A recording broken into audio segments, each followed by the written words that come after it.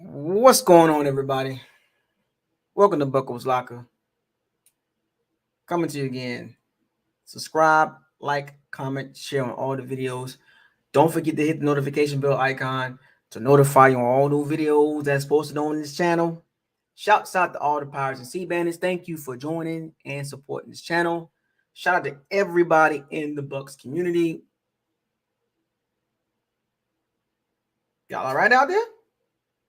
If you want to donate, please feel free to donate. All donations are welcome, big or small. It's Monday. Monday. I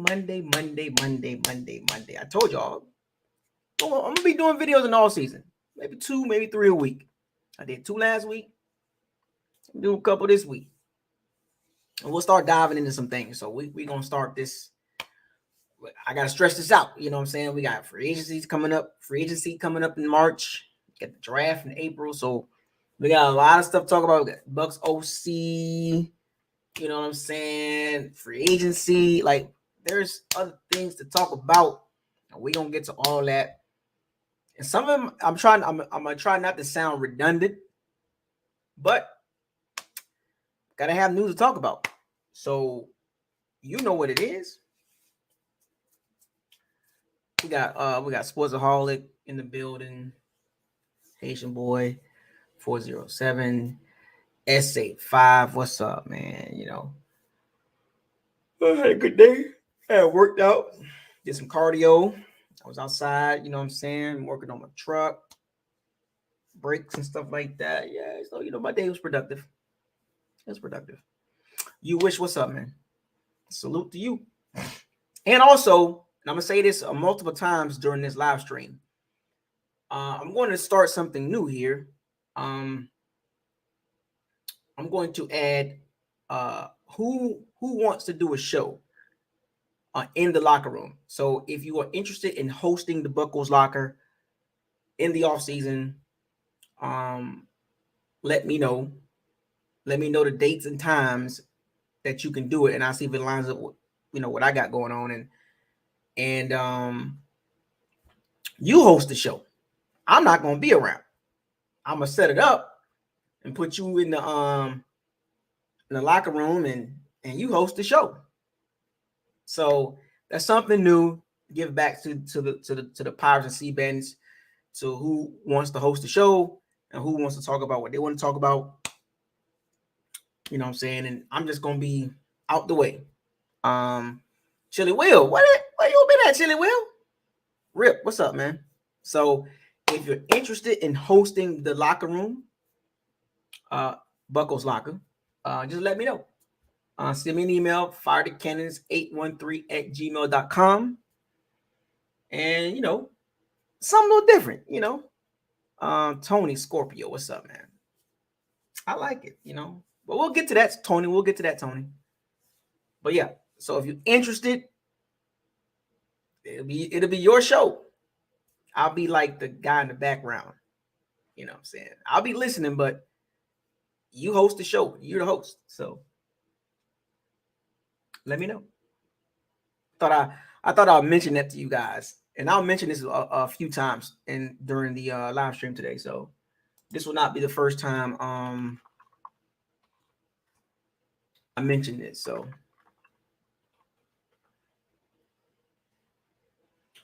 I know we got a lot to talk about. Everybody talking about the Bucs OC situation. I don't know, man. Senior Bowl. We just missed out on the Senior Bowl. That was pretty decent. I saw some highlights. I'm gonna go back and watch it again. There are some good players in the Senior Bowl from what I seen. I'm just saying there were some good guys in there, man. And it was especially on defense. And some O-line guys too, man. There were guys in the O-line that look good too. So I hope the Bucs are. Look, there's a lot of talent, especially in the trenches.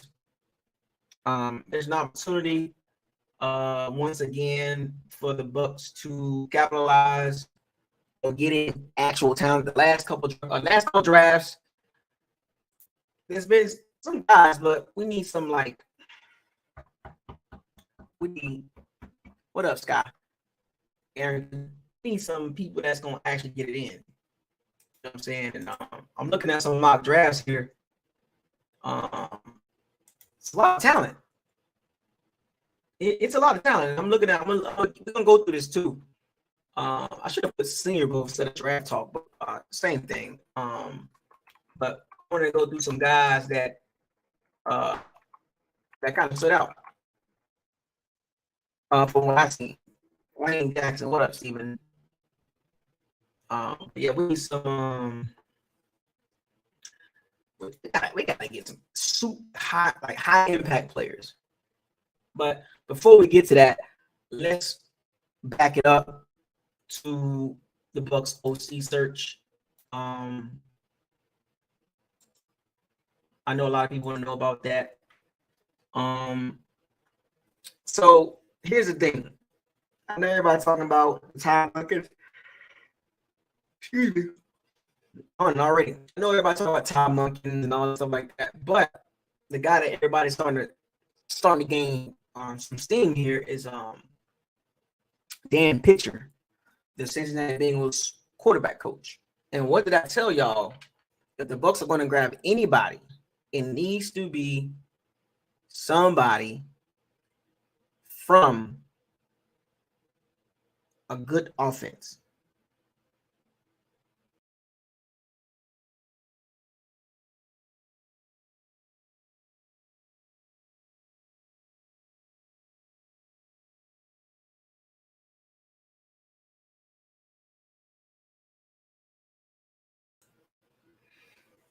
And I think am I good?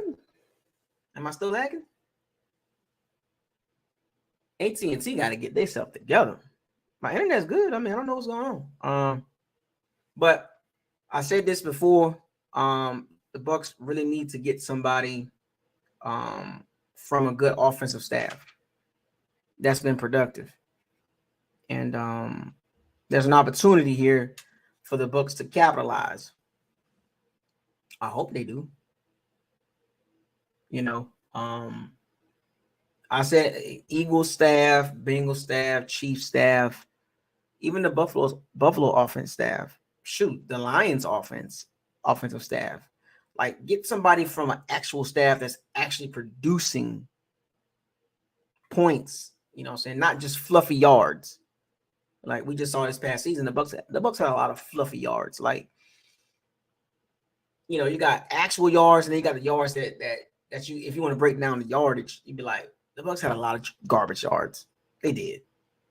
A lot of that was garbage yards, like the Ravens game, the Bengals game, the Chiefs game, the 49ers game, the Cowboys game, the second in the playoffs. Even though they don't count, but you get what I'm saying. A lot of fluffy yards, like the Panthers game, Steelers game, the Ravens game. That's like 8 games that the Bucs had a lot of fluff in yards. And of course, we already know that they only scored 18 points. So this new OC, whoever the new OC is, what up, Lightning Films? Whoever the new OC is, they must understand you gotta score points. This is why it's very, very important that the Bucs get somebody from a good staff. So Dan Pitcher is coming in for his second interview. Now, his first interview, if I'm not mistaken, it was virtual. So technically, it's his first interview, if that makes sense. If I'm not mistaken, his first interview was virtual. So I'm going to say this interview right here is actually an in-person interview because he didn't interview in person because the Bengals was in the playoff situation with, you know, going against the Chiefs. So he had to focus on that. And he did probably a little interview, you know, over virtual, over Skype or Zoom, you know, or something like that. What's happening at? What's up app? Something like that, whatever app they use. And they probably chatted with Dan Pitcher a little bit. But the in-person interview is what is going to be important because they're going to ask him, what is your plans for the offense? What is your outlook of the quarterback situation. What do you think about Kyle Trask? Do you think are there other guys that you like in the draft, or is there guys in free agency that you like? They're going to ask him a lot of questions. Most importantly, the quarterback question, because he's the quarterback's coach. Because you got to remember now, you got Zach Taylor, right? Sean McVay, right? Zach Taylor, and you got Brian Callahan, the Bengals OC. And then you got the quarterback's coach. So if he was to take this job, this is an upgrade from what he's doing now. Now, if his goal to be a head coach, if he wants to be a head coach, he's going to take the OC job. Now, not necessarily saying that it will be with the Bucs, but you need to take the next step. You've been with that franchise. The Bengals has been productive and a lot to do with the quarterback situation. Joe Burrow, talented, mobile, accurate, gritty, moxie, intangibles. He has a lot of tangibles and intangibles as well. He's tough. The team believes in him. So if Dan comes in, being around Joe Burrow, you got to ask yourself, folks, if that's the case, Kyle Trask ain't it. Kyle Trask is nowhere near what Joe Burrow is. Not even close. So in order for the Bucs to take the next step, the OC is super important for the Bucs' the near future and the intermediate future as well. We got a super chat already. Just started. Shout out to Mopar Buck. Dan Pitcher survived 2 different head coaches, which is hard to do. And Pitcher was the wide receiver coach with AJ Green, so he's good. But this also means we're throwing that mug. I mean, look at the Cincinnati offense. If you want the Bucs offense to look like that, that's what you want. 3 receivers, a really good running back, a couple good tight ends, or solid tight end. And the Cade Otton is solid. And the Bucs could upgrade that position, if they wanted to, or add some competition or add more talent there, because I think they got one of the worst tight end groups in the NFL. So they're going to add another piece there. Then there's about 6 tight ends in this draft. That's hopefully Jason Licht don't screw this up. Look, folks, I can't wait to talk about the draft because there's a lot of good players, and this is a very important draft. So we'll get to that. But back to this OC situation. Cannot mess this up. Can use an upgrade at running back. Remember, Cincinnati had 2 running backs, Samaje Perine and Joe Mixon. They had 3 receivers, 2 running backs, and a tight end. The Bucs are almost there, but they don't have a Jamar Chase. Now, nothing against Chris Godwin, nothing against Mike Evans, but let's be real. Jamar Chase is leaps and bounds better than Chris Godwin. Not even close. Faster, more agile, more acceleration. I think he probably got just as good as hands. And then we know Mike Evans is not better than Jamar Chase. We know that. I mean, Jamar Chase is on a whole different level.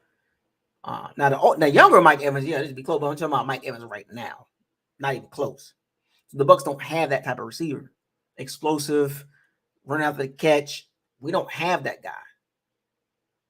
We don't have the guy. And that's unfortunate, because as good as Chris Godwin and Mike Evans is, they still a couple levels below Jamar Chase and Justin Jefferson. Diggs, AJ Brown. These guys are just, I'm talking about right now. Right now. I'm not talking about young Mike. I'm talking about right now. You know what I'm saying? And the Bucs need to get that type of dude if they can find that guy for the future. Because Chris Godwin's not a number 1. And Mike Evans is a number 1, but he's about to be 30. So where's your explosiveness at? So as the OC comes in, whoever's the OC, you got to look at the receiver core like, is this enough?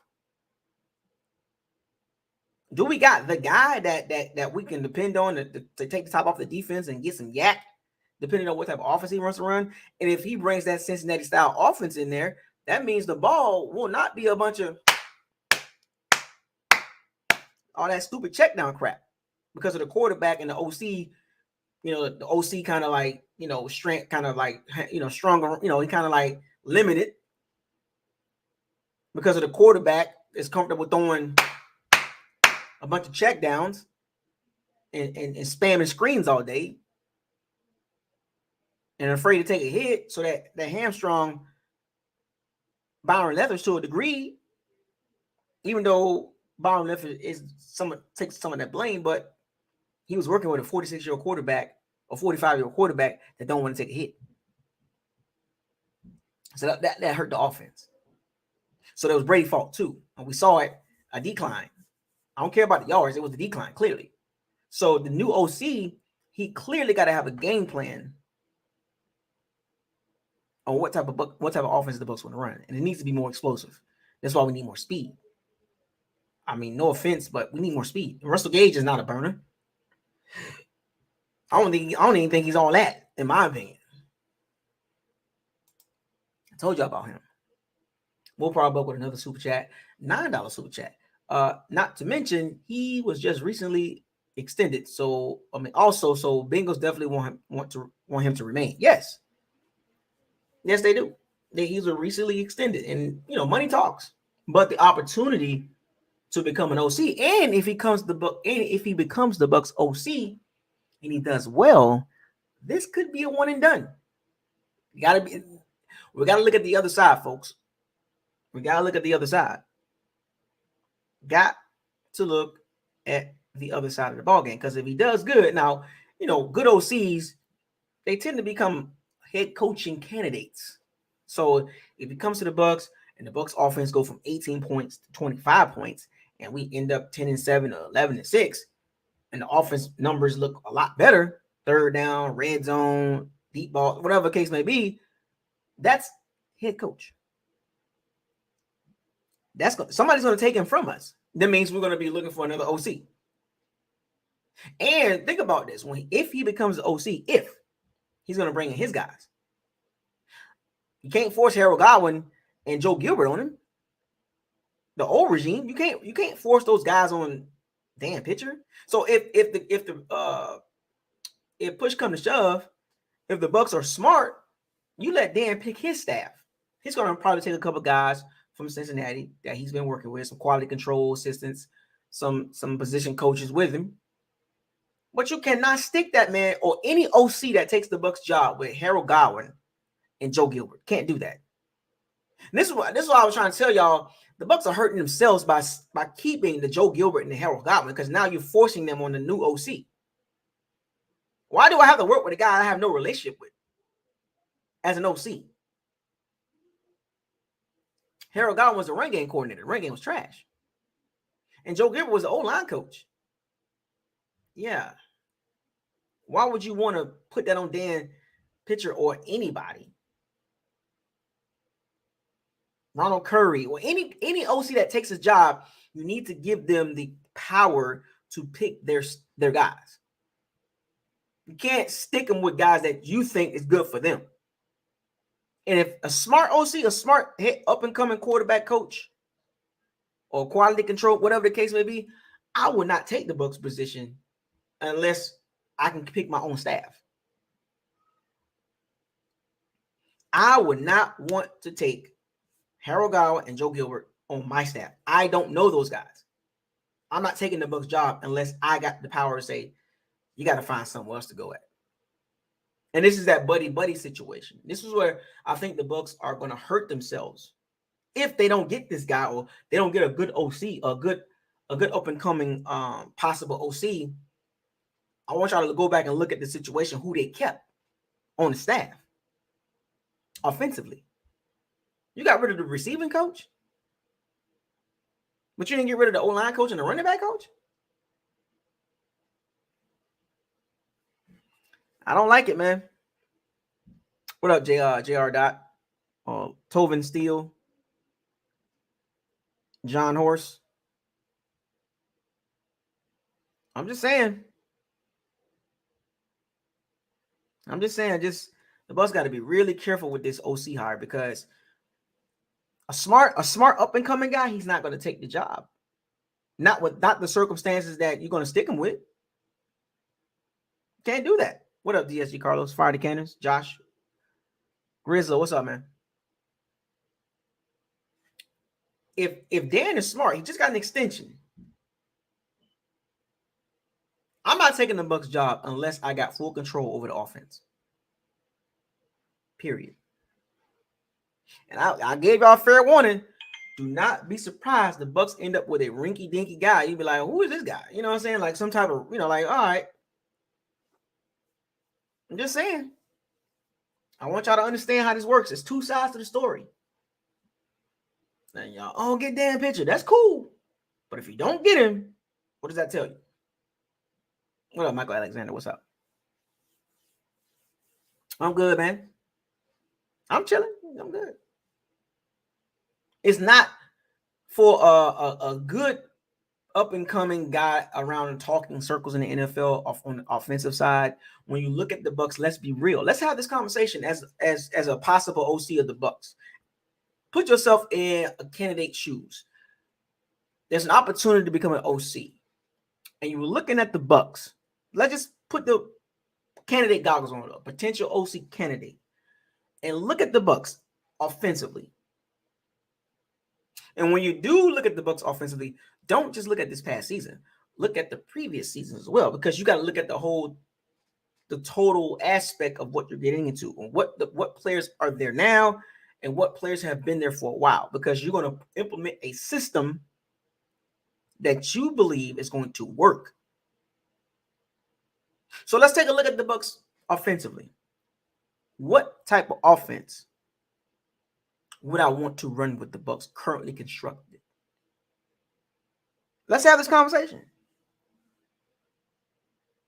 What type of offense? I'm asking y'all this question. I'm asking myself this question.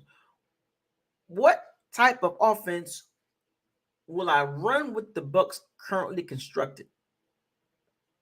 And the second part of that question is, if I decide to change the offense into a different point of view, what type of offense would I run? And can those guys run it? What up, Sean? Tony Lee. Can anybody answer that question?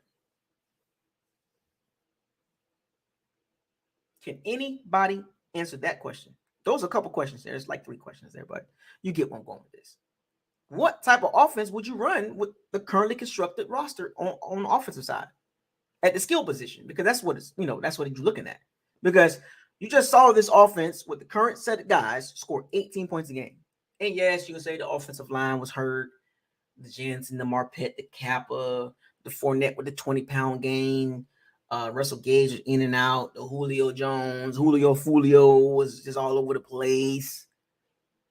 He wasn't healthy. Cameron Brate wasn't healthy. Cade Otton was a rookie. Rashad White didn't start coming on to the back end of the season.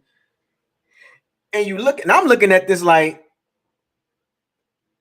first of all, I can't run the same offense. For me, if I'm looking at the Bucs offensively currently constructed, I'm going to say I can't run the same offense that was there. That's out the question. What up, Ray P? Can't do it. But I understand also there's limitations with the current constructed skill set, the guys that we do have in the skill positions.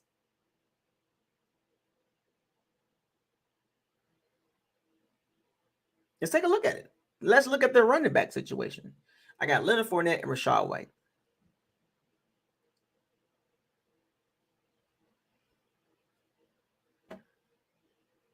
Okay, I got Rashad White, young guy, got a good skill set, but is he a third down back or is he a lead back?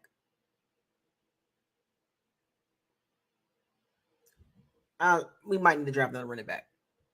And when I'm looking at Leonard Fournette, I'm going to look at him like he's not explosive. You're paying a lot of money for a running back approaching 28 with no explosiveness.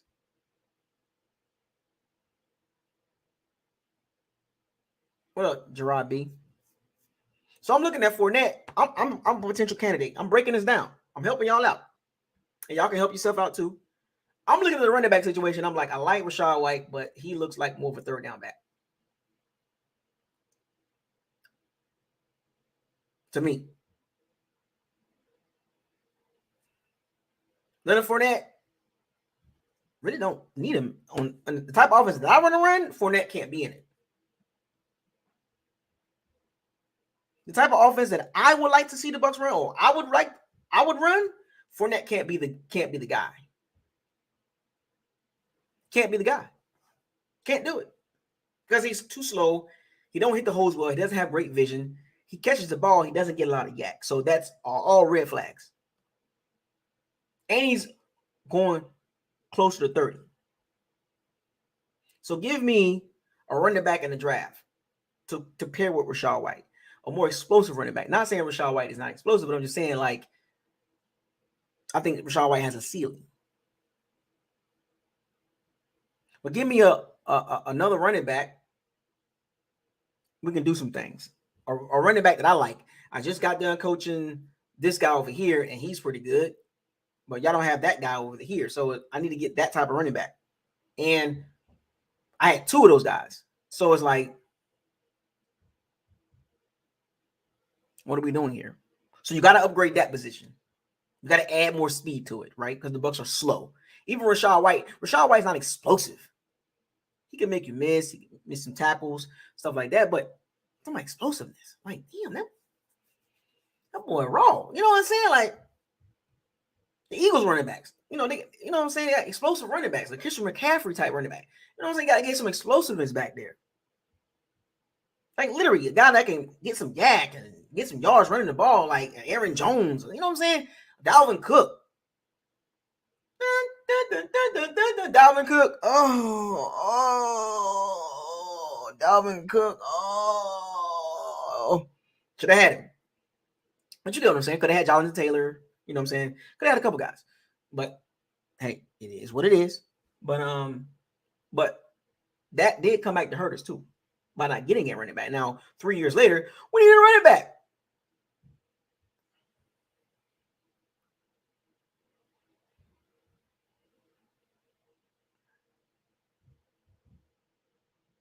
Could have addressed this a couple years ago, but you didn't. Now, look what's coming back to bite you in the butt. See how this works? When you don't address the position that you need to address and you want to go through free agency and overpay for a running back by not addressing the position that you know you need, that you know you've been struggling for the last several years before Brady got here, you didn't have no explosive running back. So as an OC, I need to be a running back that's some explosiveness. A James Cook, a Kenneth Walker, a Breece Hall, a Javonte Williams. Give me a combination of a Chuba Hubbard, Deontay Foreman,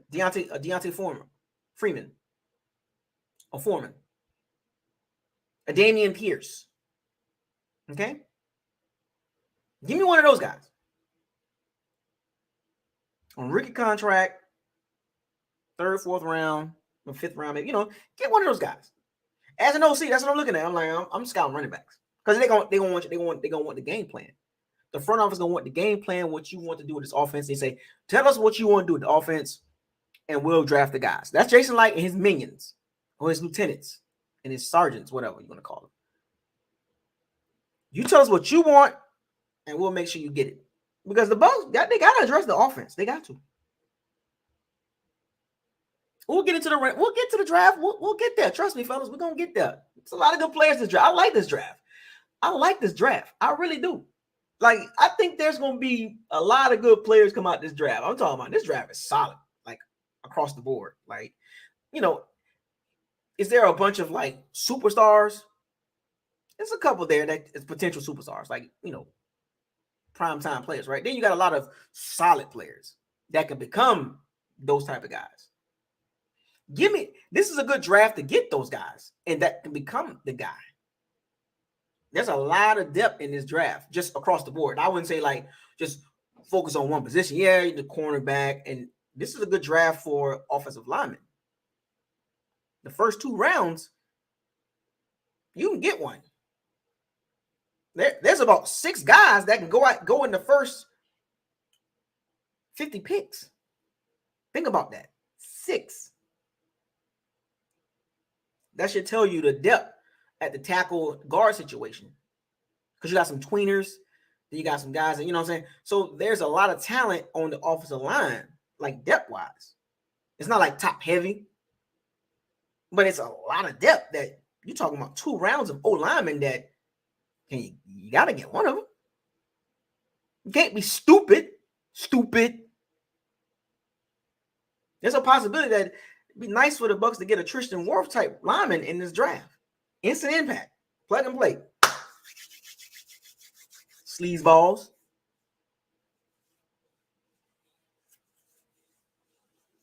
I'm telling you. So as an OC, I'm looking at the running back situation like I need another running back. And then also, I'm looking at the receivers. Evans about to be 30. He ain't getting any better. He's expensive. A potential trade piece. If you want, of a team that needs a veteran receiver that still got some juice in him, there has to be a thought that if Jason Light, not saying that he's going to trade him, I'm saying like if there's a possibility and somebody's willing to give you a 2nd round pick, you got to think about it. Not saying that Mike Evans is going to get traded. I'm just saying as an option. Don't get it twisted like it's only one option. There's multiple options that the Bucs can do.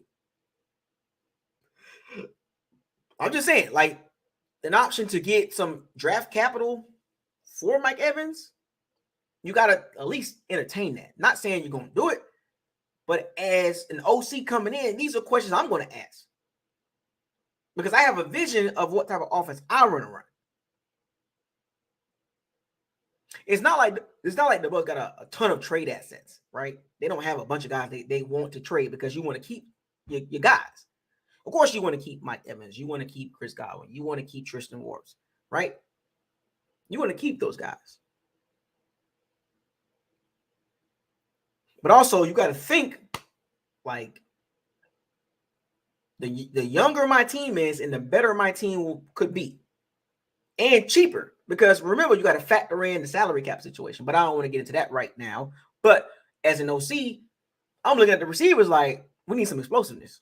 I see you guys got Chris Godwin, you got Mike Evans, and you got Russell Gage. I like them. But I think we can get some more speed there.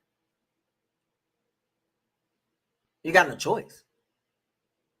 You literally have no choice. You have to get more speed. You have to. But the question is, the Bucs can't be major players in free agency, which means you got to go through the draft.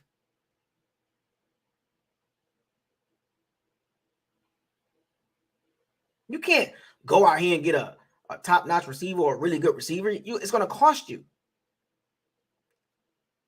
Cheap talent is what the Bucs need. So there's an option for the Bucs to draft a receiver. Remember, I'm not running the offense that the Bucs ran last year. I'm not running that. I'm looking to open things up and be more explosive and scheme guys open and be more explosive and convert on 3rd downs and in the red zone. So I need guys that can separate.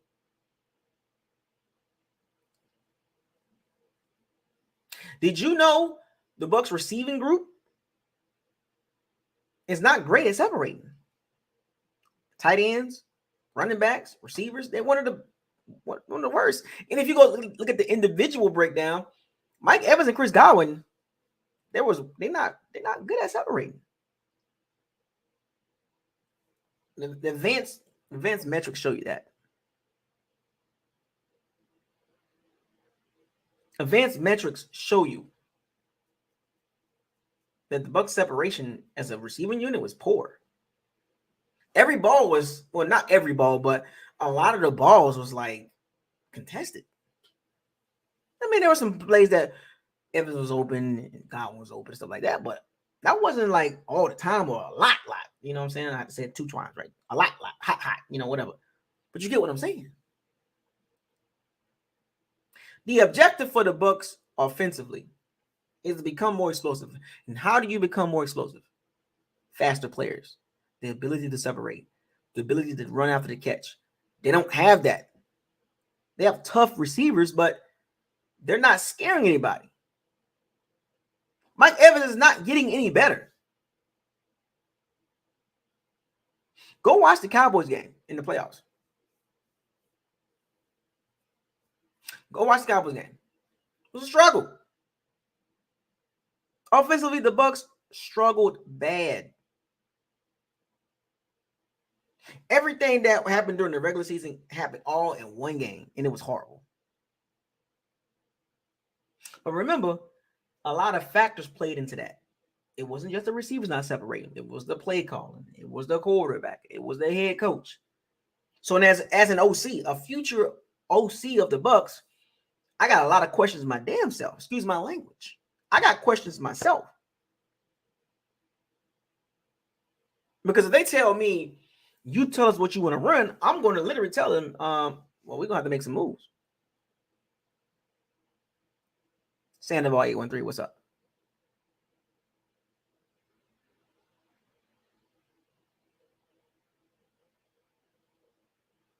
That's what I'm saying. When you look at the Bucs situation, it's not like coveted, if that makes sense. And I think a lot of us got caught up in this Super Bowl in 2020.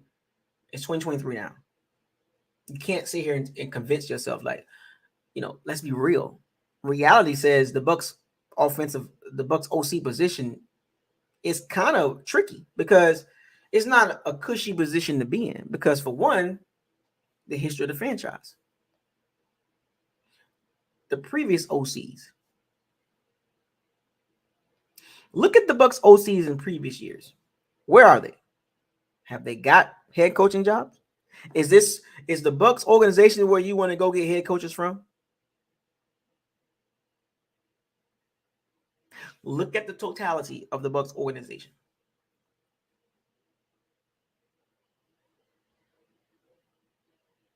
Struggle's real, folks. When you look at the Bucs offensive coordinator position, it's not coveted like the Chargers because of the quarterback.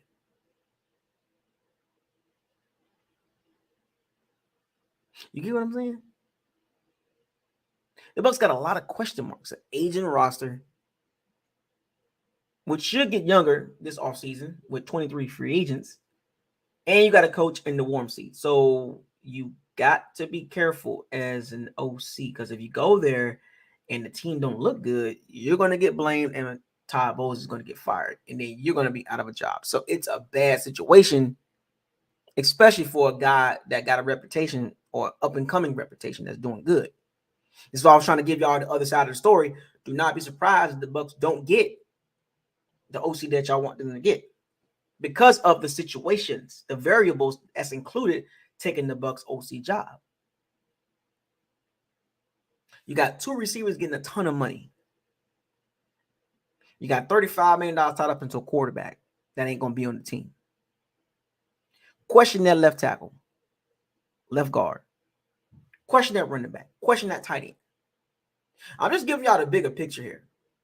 I hope the Bucs get a really good OC, up and coming guy. But when you look at the situation, when you peel everything back, and I'm interviewing for the team, I'm looking at all that.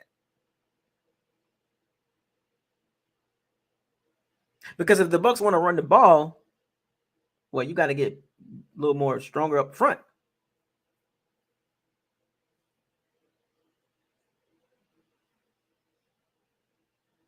Got to be careful. Got to be careful, man. The Bucs are in a, I keep telling y'all this, I keep emphasizing this. The Bucs are not in a great situation in the immediate future and in the intermediate future. The immediate future and the intermediate future. See that wordplay? A lot of money in some positions where he's like on the offensive side. You got to be like, the Bucs got to do something there.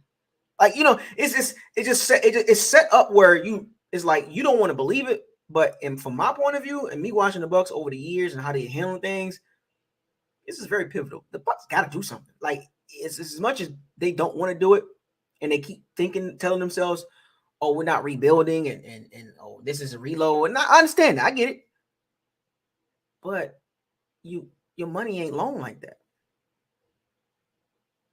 Like, you can convince yourself as a fan and be like, "Oh, we're gonna be fine," but the reality is, the facts tell you the Bucs are in some type of trouble here, unless they make some hard decisions for the intermediate and future.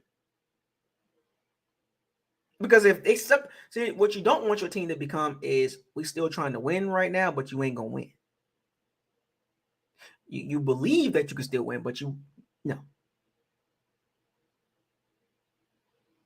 I think that's what the Bucs are. They in a situation where they think, oh well, we're just gonna just plug and play. That's not how it works. And how the Bucs are set up, that's not a plug and play. Because they geared everything toward a certain type of situation. They really didn't plan for the future. They planned for a 1 to 3 year window. Because if you plan for the future, all this will be easy to just rotate through. So when you look at the Bucs offensively, you just can't just rotate guys and get draft guys. It's not set up like that, because they wouldn't set up to roll over like this. They were set up to be like, win now. And now they're stuck in the mindset of, we're just going to reload and win now. That you went 8-10. Your offense was trash. 18 points a game. And I'm an OC with a head coach that's possibly going to be in the hot seat. I don't know. I don't think the Bucs job is coveted as some of you think it is. But the Bucs got to make some tough decisions offensively. Philosophy, players, and we're not even talking about the defensive side. We're just talking about the offensive side.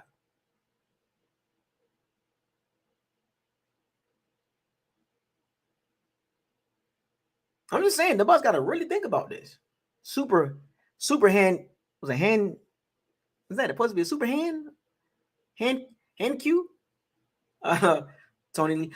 Kings of LA. King of what? The Lakers, Clippers, Chargers, Rams. What are you? I'm not King of LA. Shout out to you, but I don't know which side you on. But the Bucs were not built to just rotate the roster like easily. Just Super Hank. Oh, Super Hank. Come on with the Q, man. I get it. Oh, my bad, Super Hank. Everybody with these funny names, I got to see my name tonight. I'm the 6th Hokage. If you know the Hokage is, or I'm sorry, Raikage. I'm a Raikage. I'm a Raikage tonight. I'm the 6th Raikage. If you don't know what a Raikage is, Google it. I literally shoot movies, sick. Shout out to JC. Bars. Did you forget? Google it. If you don't know what a Raikage is, Google it. And it'll give you the rundown. But let's get back to the cooking. So the Bucs got some tough decisions to make. Tight end, receiver, O-line, running back, quarterback. Oh, Rams.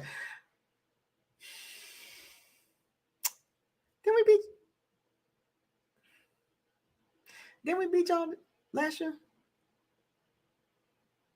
Then y'all team was like, ain't the Rams they got some cap situation too, right? I mean, if I'm not mistaken, don't the Rams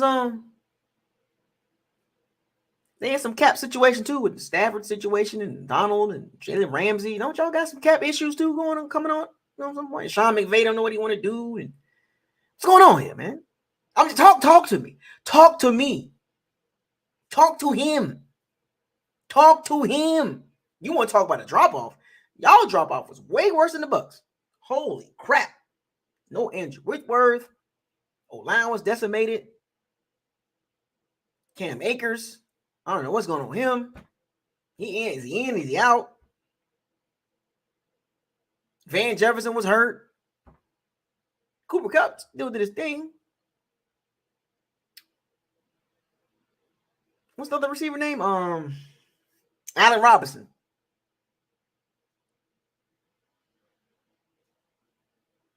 Tyler Higbee, what's going on with what happened? That was a huge drop off. Nobody talking about that, but everyone will focus on us though. Nobody talk about the Rams drop off. The Rams, they in the same situation as us.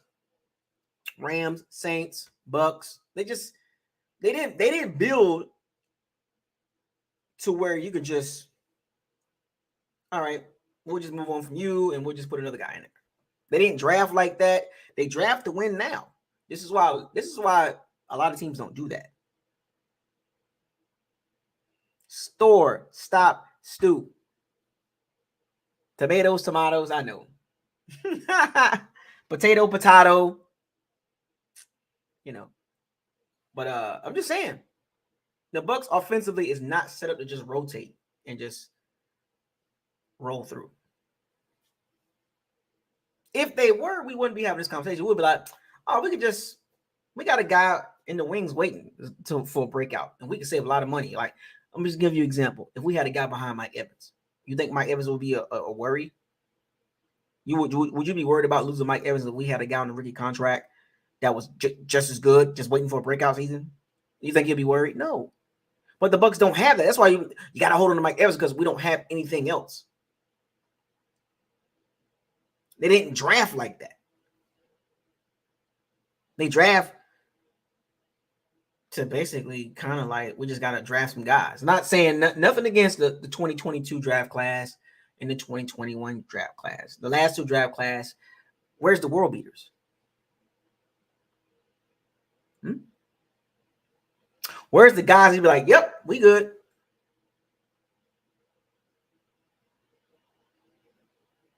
The last two draft class, where is the like that dude right there? Yeah, he gonna be top 5 in this position. Last two draft classes. This is where the Bucs messed up at.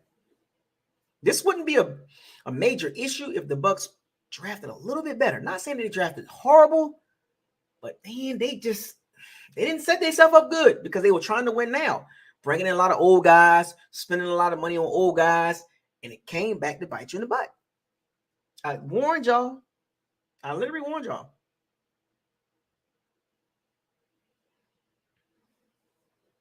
You won't believe me? I tried to tell y'all. I warned y'all.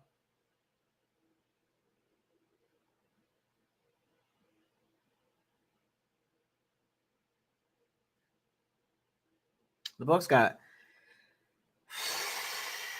I don't, man, they're in a bit of a dilemma, because the reload, when you're looking at a reload, you got guys in place already. You just got to add on top of that. So I don't look at reload the way a lot of people look at reload. You know, I'm not looking at reload like this. I'm talking about like players wise, like, oh, we got guys already ready in the back. You do realize the Bucs are running around here with their head cut off, right? They got 23 free agents. So if you're looking to reload, that's how you're gonna reload. Just, we're gonna add some free agents. That's not how reload works.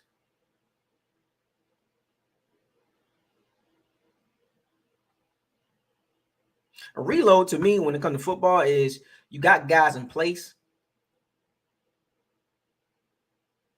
already behind the guys, and then you add guys behind them.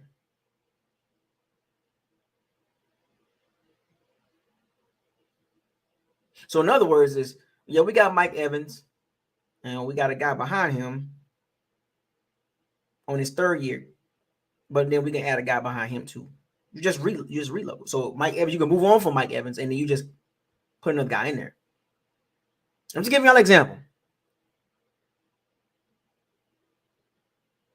And then the guys you did draft the last couple of years, the last 2 years, question marks. Now, you're going to have to hold on to Levante David. You're going to have to hold on to Mike Evans. Talking about reload. That ain't no reload. You're just getting older. At positions where you like, I could move on from him, but I can keep him for another year. But then we're going to be right back in the conversation in 2024 about Mike Evans and Levante David. Like, what do we do there? The Bucs got to really think about this. So going back to the OC situation, they're not set up great. They don't have a great plate to eat off of. And you can make yourself believe, oh, the Bucs got Godwin, Evans, and Rachaad White and Cade Otton. Yeah, they had that last year. Nobody's scared of them. Now, if you add some speed to Chris Godwin and Mike, add a speed guy with them, it makes them more scarier. If that makes sense. See how I'm saying? Like if you give Evans and Godwin some more help, speed wise, it makes them more dangerous. And this is what the Jason Light and his scout team got. They got to do it right. Offensively, you can help out the running back situation by getting an explosive running back, improving the O-line, which will improve the offense. You improve the O-line, you improve the offense. We're just talking about as an OC. So you bring an OC in, you're trying to improve the scoring in red zone and third downs and not spamming screens all day.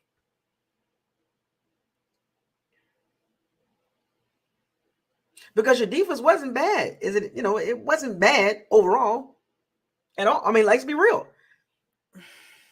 If the Bucs just scored 20 points a game, they would have been probably 12-5, 13-4. 20 points a game. Couldn't even do that. But see, as I give y'all the breakdown of the offense, you see where I'm going at with this.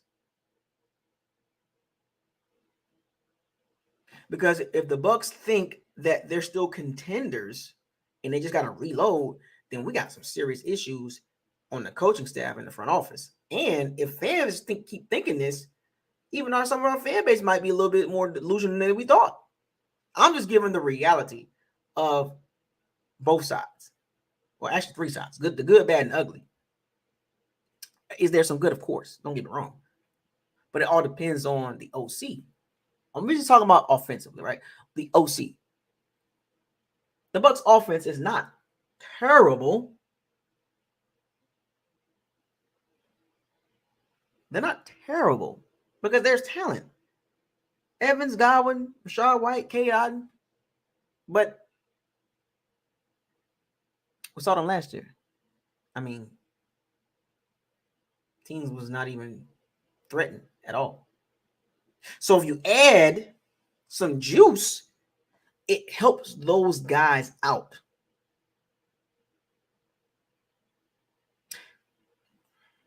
And and then you throw Russell Gage in there, but you get what I'm saying? Like, that's why I keep telling y'all this. Like, understand what I'm saying? Like, the Bucs offensively, as far as taking the OC position, is not coveted as y'all think it is. When you break it down, you be like, it's not bad, but I don't think nobody's knocking that door down to be rushing over there. And the Bucs, they got to take their time in doing the search. I get it. Take your time. Get it right. I'd rather the Bucs take their time and get it right than go quickly and get it wrong. But you don't want to wait too long, because the longer you wait, the more bad it gets. Trust me, because the anticipation builds, and then it becomes more and more evident that you're not getting the guy that you want.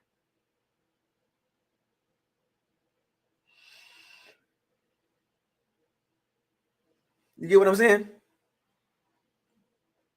The longer the Bucs wait, which is okay, but the longer the Bucs wait,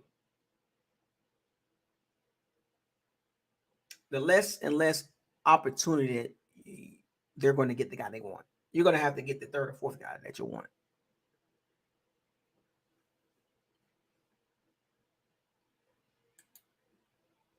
I'm just saying. Ty Monken, I get it. Dan Pitcher, I get it.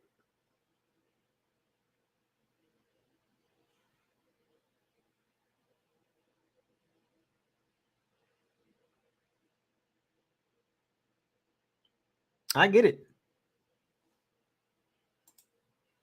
The Bucs are in a very peculiar situation. It's like, I don't know, man.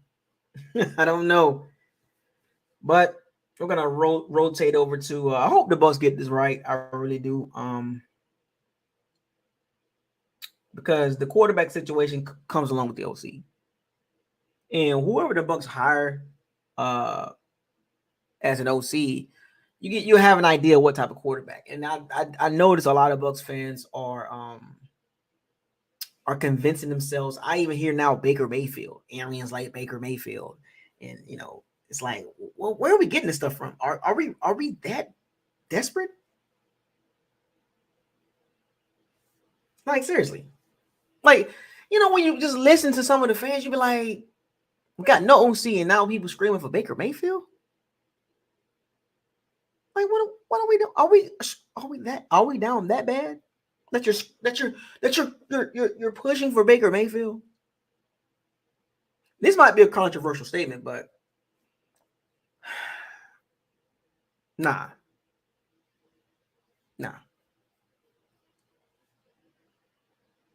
If you had two choices, if it came down to two choices, I want you to have a little fun with this. Baker Mayfield or Jameis Winston? Let's just play. Let's have a little fun with this. We're gonna put quarterbacks next to Baker Mayfield. We'll start with Winston, just for shock value. Baker Mayfield or Jameis Winston, and we'll go down the list. Because the Baker Mayfield stuff was like, what are we doing? Like, seriously? Are we just looking at the name and notoriety? Are we looking at the talent? So we're just gonna run down this list here. We're gonna have a little fun with this. We're gonna start out with fireworks. Baker Mayfield or Jameis Winston? Let's be real. Like, say what you gotta feel. This one's just having a little fun with this. We're gonna go down the list. Baker Mayfield or Jameis Winston? Because I'm just trying to figure out, you really think Baker Mayfield is that talented? Like, where do you see it at? Like, I'm just trying to figure out. Like, I'm not hating on Baker Mayfield. I'm just trying to figure out from, you think he can lead? You think he can? I'm just trying to figure where how. Like, I mean, Baker Mayfield, like, even in college, I was like, no.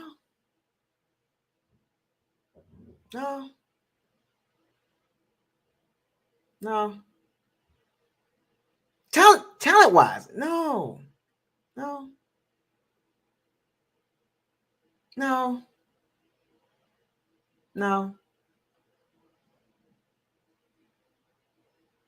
Because I got him lower than Winston. So if I'm starting at Winston, I got Baker Mayfield below him talent-wise, arm strength, talent, all that. He's lower than Jameis Winston. So where's the Baker? So we're going further down. So we were at Winston. So we're going to go further down the barrel and pick Baker Mayfield to, you're gonna cap for him?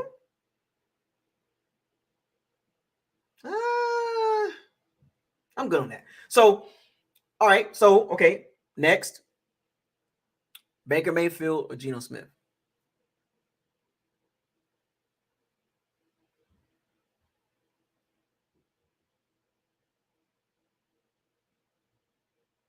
Baker Mayfield or Geno Smith?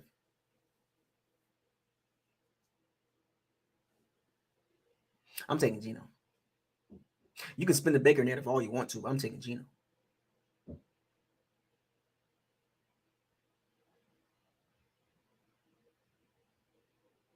Yeah, even at 32, I'm taking Geno. I got Baker. See, the Baker Mayfield thing, that's just all hype. I think talent-wise, I think he's like, he's a little bit above Zach Wilson. I don't see it. A little like right in the Sam Darnold area. Sam Darnold, he's a little bit, couple slots up above Josh Rosen. And that's me. That's how I would look at Baker Mayfield. I'm like, but anyway, so Geno Smith, Baker Mayfield. All right, so we're going to go to the next quarterback. And we'll transition to the draft talking a little bit in the free agent talk too. So Baker Mayfield, Derek Carr.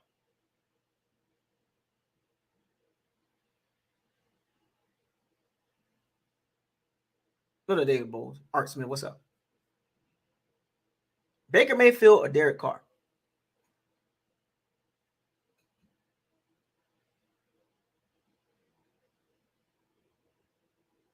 I'm just trying to put to bed this Baker Mayfield crap. Like, what does that come from? Like, I think, and there's a certain, like, I'll be watching the individuals that talk like that. They all got similar thought process when they talk about Baker Mayfield. It's like, you just want the name. You don't want the talent. You want the name. You want the what come with it, the extra and the nonsense, the ridiculous coverage, like all this. Not talented wise, he's not that good. Anyway, Baker Mayfield, Derek Carr.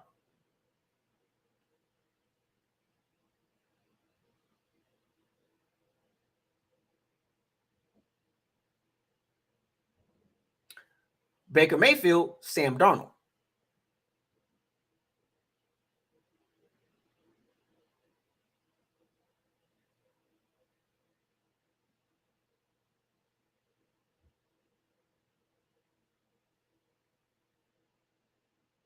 Baker Mayfield, Sam Darnold. Come on, keep up. I'm moving. Baker Mayfield, Carson Wentz.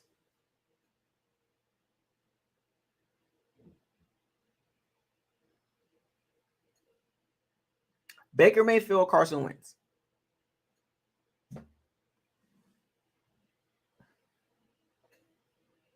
Baker Mayfield, Carson Wentz.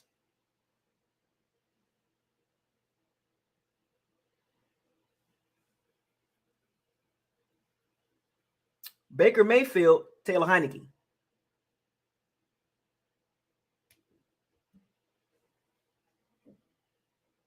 Is it Al Bundy?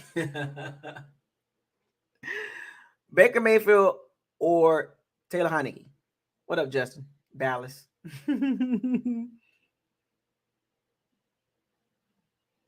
Baker Mayfield, Taylor Heineke. We're scraping the bottom of the barrel, folks. We're going this way. We're going this way. We're scraping this. I'm just showing y'all how far Baker Mayfield's down. Taylor Heineke or Baker Mayfield?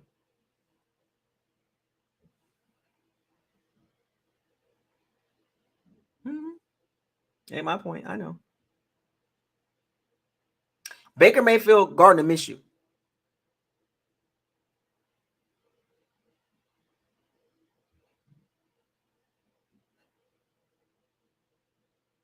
Baker Mayfield, Gardner Minshew. See, I'm just trying to put to bed this Baker Mayfield talk because I'm just trying to get y'all to understand. Like, you see how far I'm going down, scraping the barrel, talent wise, and all that. Scraping the barrel, folks. See, y'all. See, that's what I'm trying to get y'all to understand. Like, y'all act like we could just go get a top level quarterback. Top level quarterbacks, you ain't getting them. You ain't getting them. So my point is, Bucs fans got to be a little bit more realistic here. Baker Mayfield, Nick Foles. Baker Mayfield or Nick Foles?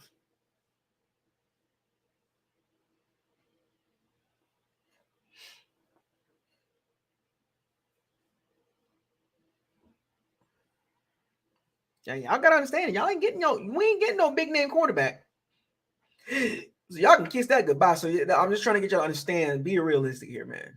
I seen the Lamar Jackson and all that, and I gave y'all the numbers. Like, you understand what it takes to get Lamar Jackson? What you got to pay him? You got to give up Mike Evans and Levante David to get that dude.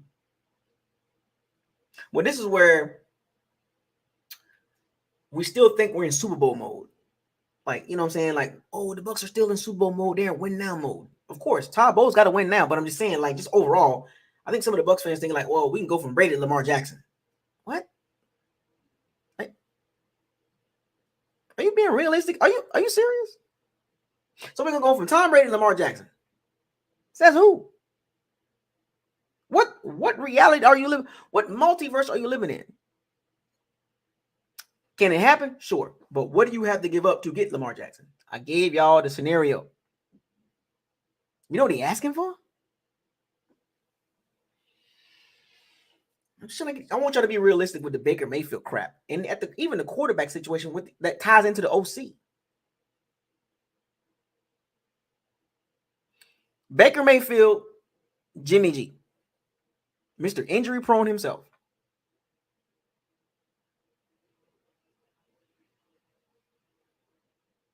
Y'all see where I'm going with this? With the quarterback situation and the OC situation? Y'all see where I'm going with this? It ain't pretty, folks. This is the reality of it. People think that we are a Super Bowl franchise, like we are a winning franchise. We're not. We have to come back to realization of we gotta build this thing right.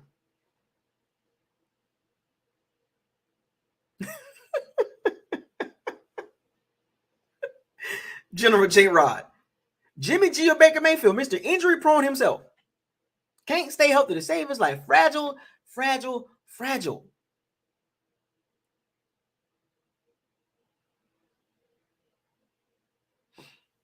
Baker Mayfield, Kyle Trask.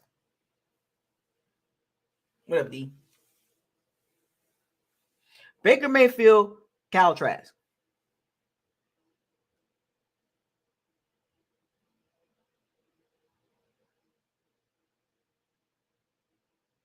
Baker Mayfield, Kyle Trask.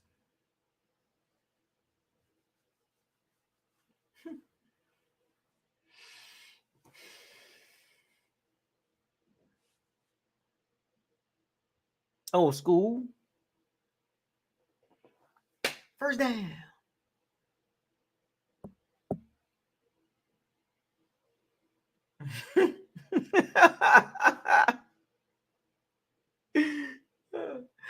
Last one. Baker Mayfield or somebody in the draft. I'm just trying to get y'all to see the realization here. Like, now think about it. This is what the OC looking at. He looking around the league, looking at the quarterbacks that's free agency or possibly available or could be available. Baker Mayfield or the draft. You see what I'm getting? You see what I'm getting? What this, folks? So when you're scraping the barrel, understand what's in the barrel.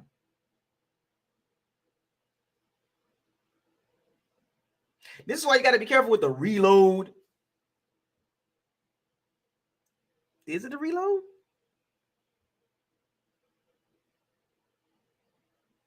Is it a reload? Or is it a change of direction?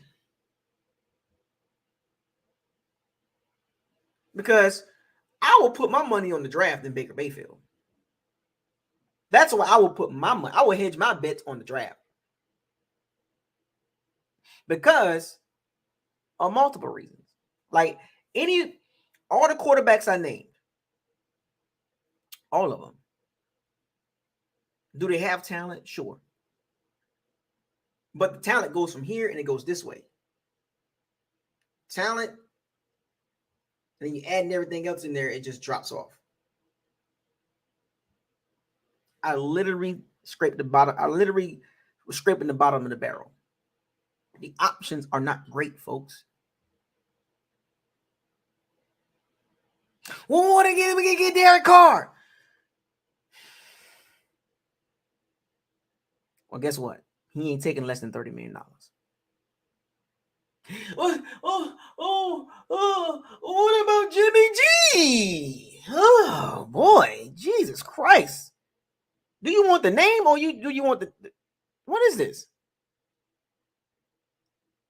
What are we doing? Give me somebody. Give me somebody to draft. All the quarterbacks I named. Give me somebody to draft. I'm good. I don't want to see Baker in Tampa. That's ridiculous. That's even worse than Derek Carr. At least Derek Carr can do something. If you're going to be mediocre, don't pay a lot of money for it. Go through the draft. Bring in some competition for Kyle Trask. The guy from Fresno State, Jake Heener. The guy from Stanford. Competition in the draft. All the quarterbacks I named is something. There's something extra with them. They have pros and they have cons, and they're gonna cost. Most of them are. And if they play good, you still gotta pay them. At least with a rookie contract, 5 years or 4 years, you don't have to worry about trying to pay him. Every quarterback I named, you're gonna have to pay them. And if they play good, they're gonna want a contract extension. See the business side of it, folks?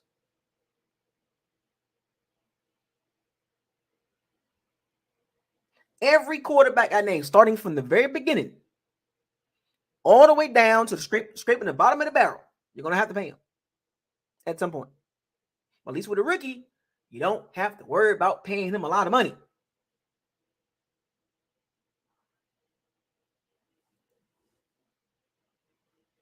So here's the reality, folks. You ain't getting Lamar Jackson. You're going to get an OC, but you ain't getting Lamar Jackson. It might not be the OC you like, but you ain't getting Lamar Jackson. So get it out your freaking heads. Don't even talk to me about that. And the Derek Carr situation, what you going to give up?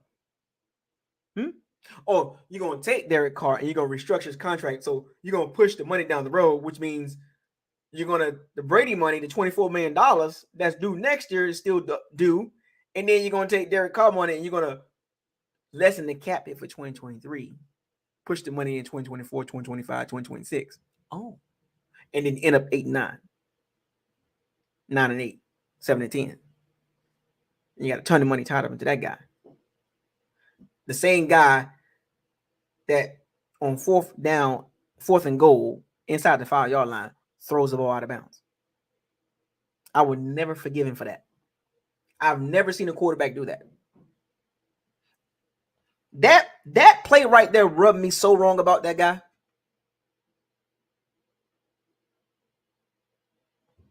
CJ Donahue, what's up, man? Derek Carr rubs me on the field. Probably a good guy off the field. On the field, I don't like his body language. I don't like his attitude, and I don't like that fourth down play. It just stuck in my head. He's wired a certain way. I don't want Derek Carr or Baker Mayfield. He's wired a certain. Derek Carr is wired a certain way. He's fragile mentally. You see him in Oakland? Well, he wasn't Oakland Raiders and then Las Vegas. He's fragile. You don't want that guy leading the team.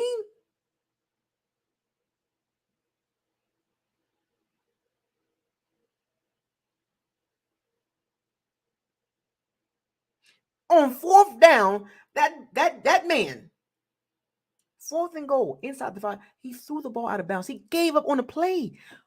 Are you serious? Do y'all watch football? Big Talk Sports. Do you understand the mentality you got to have as a football player? That's like a basketball player. We'll use basketball. That's like a basketball player that his team is up or down by 2 points, has a wide open layup, and passes the ball. Are you serious? And if you go back and watch the replay, he ran to the right, I believe. It was to the right. And nobody was open. You know what that man did? His body, he was like, oh, forget it then. Out of bounds.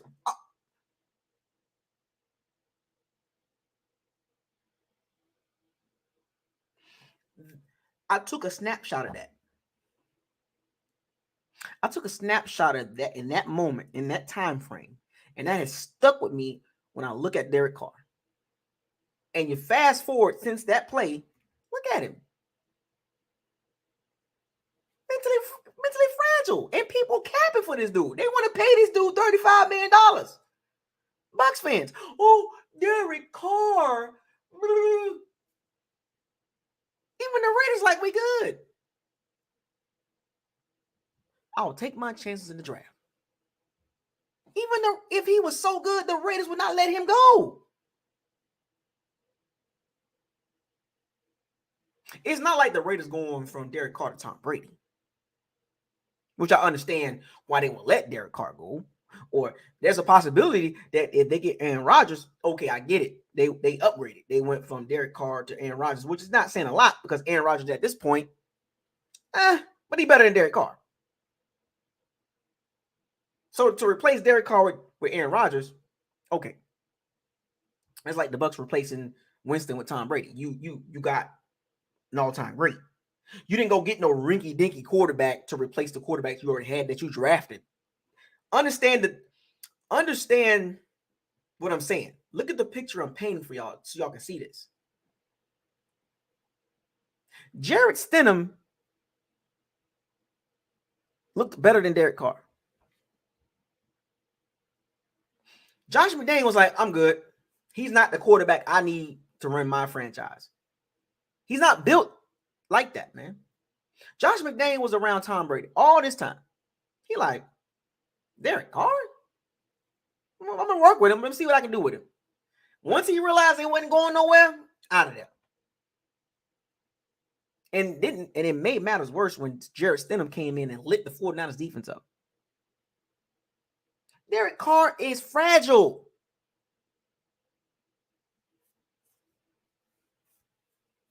I wouldn't be surprised if the Raiders do get Aaron Rodgers. Kudos to them, right? Okay, I get it. They upgraded, right? Which is not a lot, but you get what I'm saying. That's like it'll be the same scenario as the Bucs going from Winston to Tom Brady.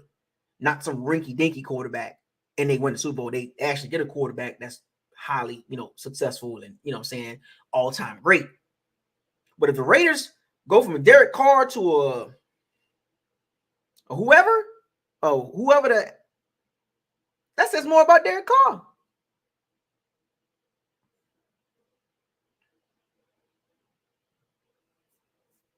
Understand how I'm telling y'all this. Because if you upgrade, when you upgrade in the quarterback position, you upgrade. You don't go sideways or we're gonna take a chance with this guy, especially in that situation. Derek Carr was drafted by the Raiders, multiple head coaches, OC, whatever. But the one constant thing that remained about him is he's fragile mentally. Mentally, he's always been like that. And it was enough. A Raiders, their friend, enough is enough. And he costs a lot.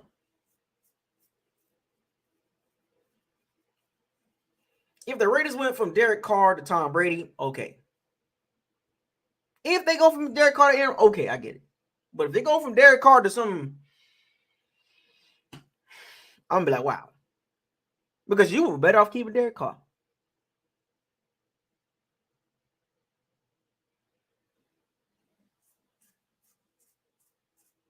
Just saying, folks. The OC guy, the Bucs OC guys, he got some head scratching moments. That the Bucs, they got to get the OC right. That's the point offensively. Before we even talk about the quarterback situation, they got to get the OC, man. They got to get the OC. But I'm gonna take my money on the draft. If not this draft, next draft, because next draft got several quarterbacks. The 2024 draft, it's about 5 or 6 of them, maybe 7. I'm just saying. But you know me. The quarterback don't matter unless you build the trenches. Even though it does, but you get what I'm saying. So let's talk about the draft, right? Let's transition right over to the draft talk. We're gonna do a little bit of draft talk, particularly the Senior Bowl.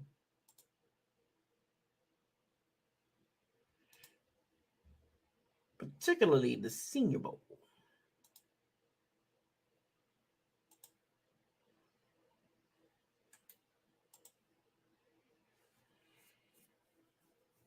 There was a couple guys. I can throw some names out there, but we're gonna do an early draft talk conversation.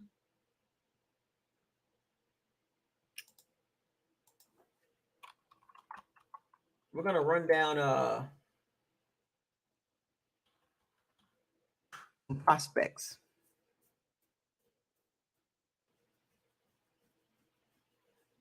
I'm gonna run down some prospects here. A little bit of giraffe talk. You know what I'm saying? We're gonna start with the O line. Well, actually, no. What? No, we're gonna start with the D line. I'm sorry. We're gonna start with the D line. Guys that we can possibly get. And I did this last season. I got one right. Could have had two if they'd have got Travis Jones, which would have been two guys, Logan Hall and Travis Jones, and you had Tryon. So you would have had three young guys under rookie contracts, building and developing. But the Bucs chose Luke Gedeke in the second round. If I had to redo that over again, I would take Travis Jones over Luke Gedeke. Period. There is no doubt about that. Period. And if you saw Travis Jones when he did play, when he was not hurt, you can tell he's going to be something. 6'4", 326, 330. Powerful. When we saw him at the Senior Bowl, dominated. Luke Gedeke didn't do that at the Senior Bowl. Did anybody hear his name in the Senior Bowl? Travis Jones? What was the East-West game? We saw it. He was pushing the centers and the guards back, and he did it in the NFL. Jason Light blew that one. Anyway, let's talk about some D linemen.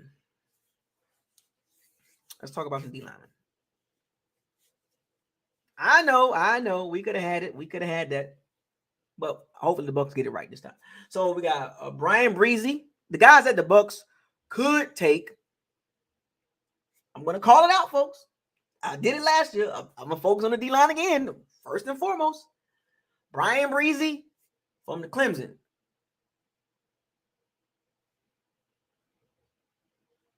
Isaiah Fuske, saw him in Notre Dame. B.J. Ojulari, outside pass rusher. The Baylor defensive tackle, pretty much the same as Vita Vea. I wouldn't want to draft him, but, he's 6'4", 358 pounds. So it's like a Vita Vea. We don't need another one. We need somebody with some twitchy. The Kansas State defensive end, Will McDonald, wiry, long guy, kind of like a little bit bigger than Shaq Barrett.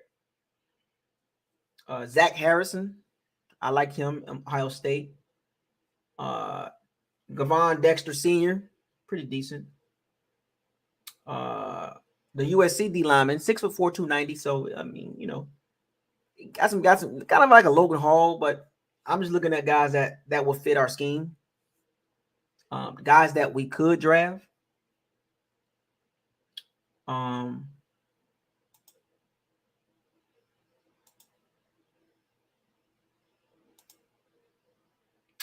want to look at edge guys.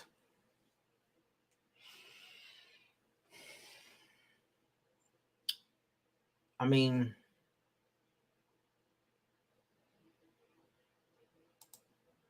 what's going on here? Defensive ends.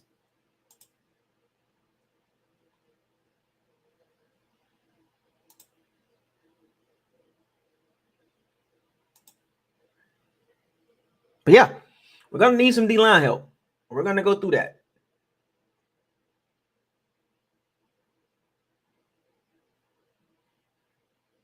And we'll get to the offensive lineman too, but I want to talk about the defensive lineman too. The edge rushers. Andre Carter. I like him from Army. 6'7", 250, about 250, 260. Long, wiry, massive wingspan, and a 3-4 hybrid defense. These are the guys I'm thinking the Bucs probably should draft, in my opinion. This is my opinion, that's all. Tyree Wilson, another long, wiry guy. A Derek Hall, like I said, B.J. Ojulari. His brother played for the Giants, rookie. He was with the Georgia Bulldogs. Nolan Smith. There's a lot of depth, man. Like, The Bucs can't get this. You can't mess this up. Too many guys out there. It's too many guys that the Bucs can probably snag.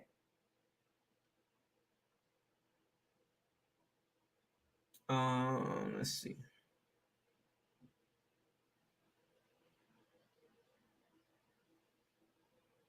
Hopefully the Bucs don't mess this up.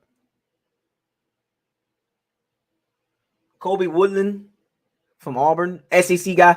Remember, the guys I'm naming, I've seen these guys play in the competition they played against.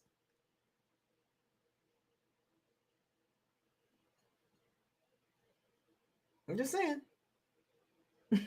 None of this small school crap, but no picking people from Washington. You might want to pick some real, like, you can get somebody in there right now. We don't have to wait for development. Get him in there. He can play right away. Drew Sanders, outside pass rusher. He's versatile too.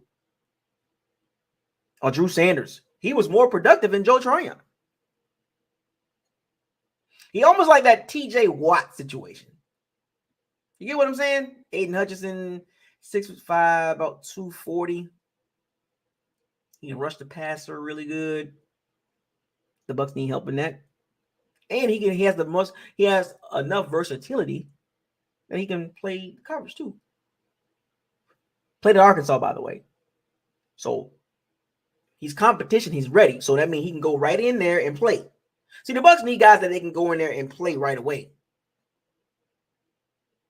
They ain't got time for no Joe Tryon to develop and no Logan Hall to develop. We ain't got time for guys like that. We need guys that can go in there and play right away. But don't sleep on Drew Sanders. Got this TJ Watt feel. It just, sometimes you just take a look at a guy, you be like, you just kind of got that Trey Hendrickson type situation, like playing right now. Just kind of the versatility. He can play 3-4. He can play 4-3. He can play hybrid. He can play all three downs. If you watch him at Arkansas, he's that guy. I got my eyes on him. If he's there, do you take him at 19? No. But if he's there in the second round, probably want to get him. I'm just throwing it out there. Don't get mad at me. I'm giving y'all some names on the D-line that the Bucs need to be looking at. I called it last season. I'm going to call it again. Let's see if the Bucs get it right. Second in a row, I'm doing this. The dude, now, I seen him play like a little bit. Lucas Van Nesses. Some of these guys, you'd be like, man, this dude might be something. Not saying that he's going to be like a world beater. Even Mike Morris from Michigan. You know what I'm saying? You be like, man, some of these guys going to turn out to be pretty good. And you just hope that the Bucs can land one of these. You can just, when you watch football enough, you can be like, yeah, I think he's going to be something. Might not, he might be a superstar, might be an all-pro, might be a pro bowler, might be really good. But you can see, like, man, all right. Now, you're not going to get them all right. But some of these guys, you can be like, yeah, he going to be something.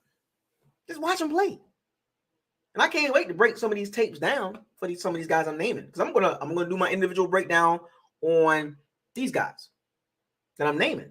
And some of these other guys that's available in the first, second, third, fourth, fifth round. Remember now, I told y'all, this draft has a lot of depth. It's not super top heavy.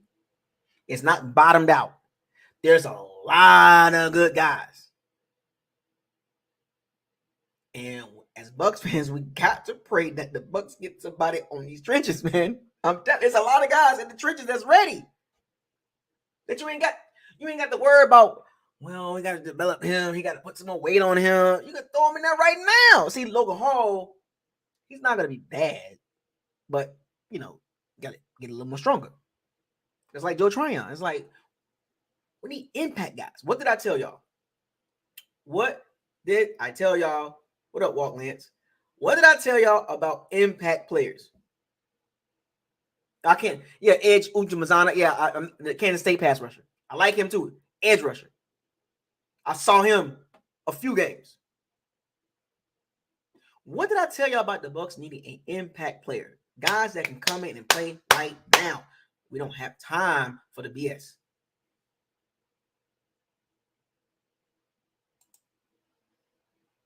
Oh, there's a dude from Georgia Tech, by the way. I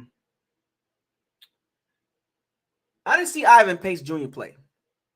I didn't see him. He played for Maryland, I believe, right? So I didn't really see him that much. Brenton Cox Jr., he got an attitude problem. I don't like his attitude. But he can rush the passer, though. There's a guy from Georgia Tech that they was talking about. I'm going to take a look at him. Let's see if I can find him. Keon White. Yeah, Keon White. Stay tuned for that dude. I'm gonna do a little bit more research on him. But he's kind of popping up on people's radars. And I'm like, well, let me see what's going on here. Let me see what's going on with Keon White. Say you're a freak. Football-wise. I definitely want to take a look at him. There's gonna be some guys that's gonna be some sleepers in that second, third, fourth round. You'd be like, damn it, why we didn't get him? I got a feeling there's gonna be about 6 or 7 of those guys. You're gonna be like, how did he get all the way down to the third round, fourth round?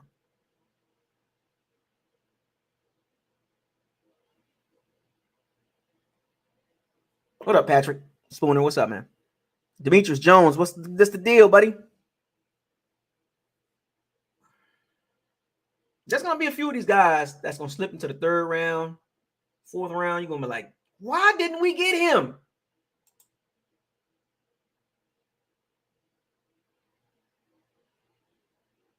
I'm trying to find this another guy I seen play.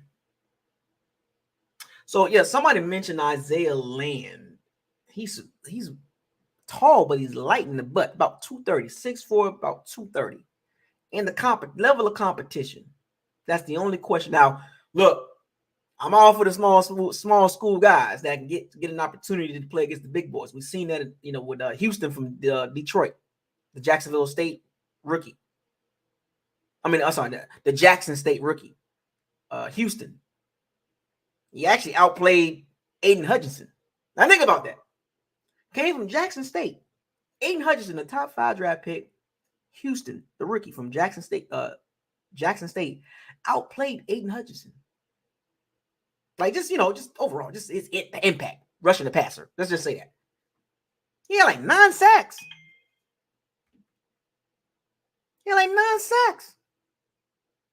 Well, I would love for the Bucs to get a dude like that. Just a hungry dude, that 4th, 5th, 6th, 7th round just burst on the scene, got the opportunity, he's playing, and he's producing. If we can get like one of those, just one, maybe 2, if we can get like 2 of them between the 3rd and 7th round, like get one in the 3rd and then one in the 6th or the 5th round, he just comes on and give you 5 or 6 sacks as a rookie. You're like, what? Thank you, Jason Light. That's what we've been looking for. But I'm looking for this one particular guy.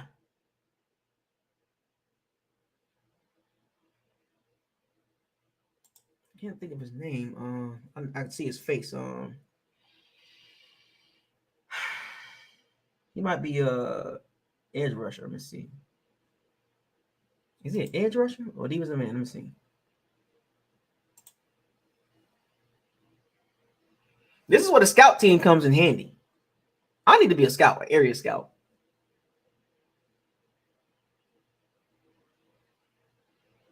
His name will come up in a second.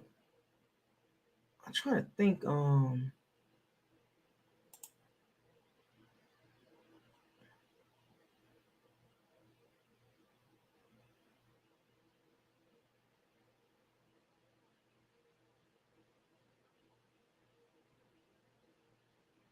We'll get there.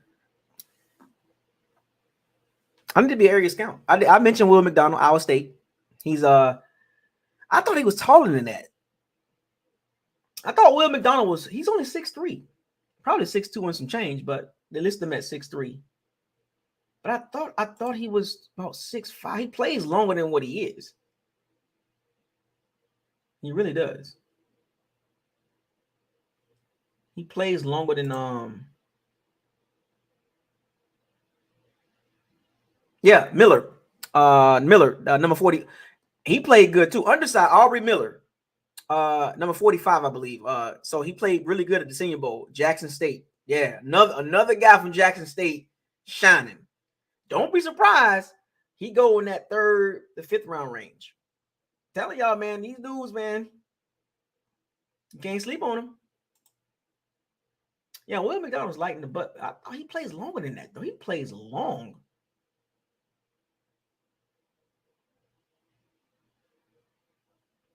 But I like I said, there's a few guys on the D line I like, in my opinion.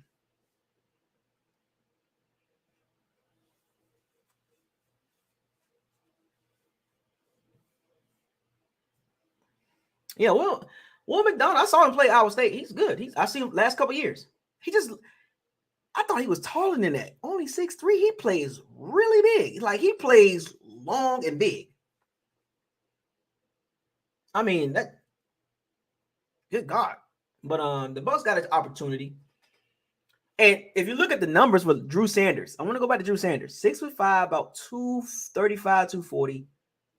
Low 4.5s, good athlete. Remember TJ Watt kind of had that same situation. I'm just saying.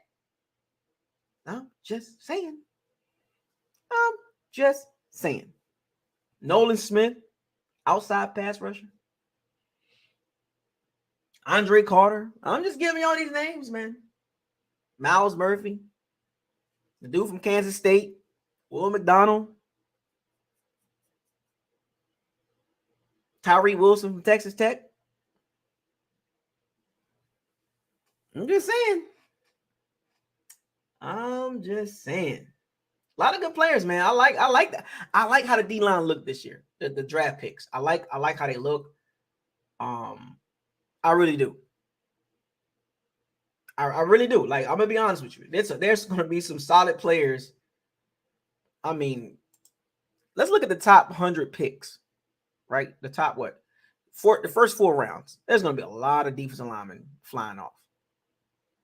I like this class. It's not top heavy. Like, that's it. No, there's gonna be some guys that don't get drafted in the first round play better than the first and second round guys. It's gonna be some guys in the third and fourth round gonna play better than the first and second rounders. Watch. I like this draft, man. I like it. I do. I like it a lot. I do.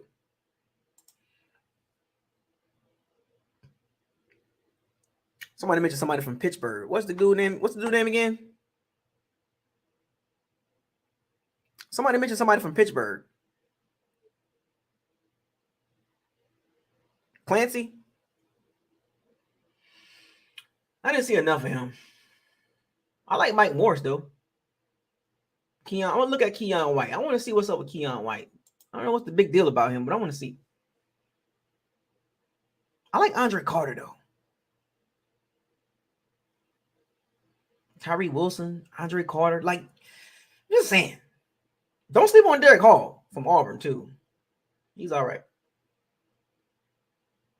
Well, Nolan Smith, man. Just saying.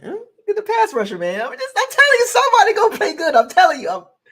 I'm calling these names out, man. It's too many guys, and these guys are like, they productive. These guys ain't in college just running around doing nothing. These guys are productive. Let's get to the O-line. A little bit of draft talk. So, let's get to the O-line. The Bucs in the left tackle situation in question. Oh, don't worry. I cannot wait to do breakdown videos, individual videos for these D linemen. I'm going to do as many as I can leading up to the draft. Last year, I did a few of them. I did the ones I really, really liked. But this year, I think I'm going to do, being that I know the Bucs need D linemen, like maybe 2 of them. I'm going to try to do as many, like maybe 10. And these videos are not going to be super long. These videos are going to be like maybe between 5 to 10 minutes long, each one. You know what I'm saying? Because I got to, leading up to the draft. The draft ain't until April. So I got enough time to do individual videos to about at least 10 of them, 10 D linemen, you know. So yeah, torn pec, yeah, I know. But I still like that though. Like we need pass rushers, man. Pass rushers. I'm gonna do is maybe the top 10 pass rushers and then top 10 D linemen or top 5 or interior linemen. You know, you got your outside edge rushers and then you got your interior D linemen, hands on the ground. So I might do like a total of 10, 15 videos total. You know what I'm saying? So the O lineman, here's another area that the Bucs need to address, specifically the left side. Guard and tackle. Look, Jason Light drafted Luke Gedeke, so he don't need to draft a guard. He don't need to do that. If you can upgrade the position, let me help y'all out. If you can upgrade the position, do it.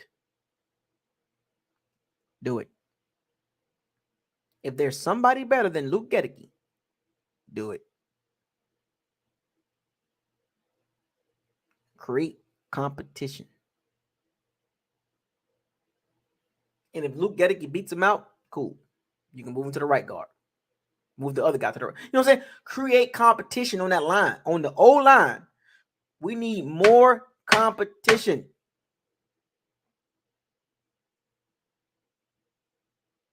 (2016) that was the year that Jason Light just threw the whole draft away, which is hurt, and it hurt us too.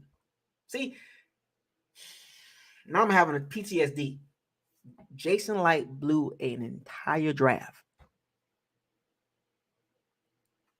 Let me repeat. Jason Light blew an entire draft. It hurt the team. Nobody talked about that because the focus was on Jameis Winston.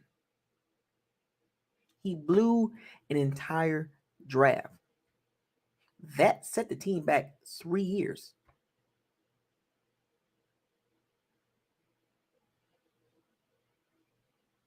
Do you understand how incompetent you have to be to blow an entire draft?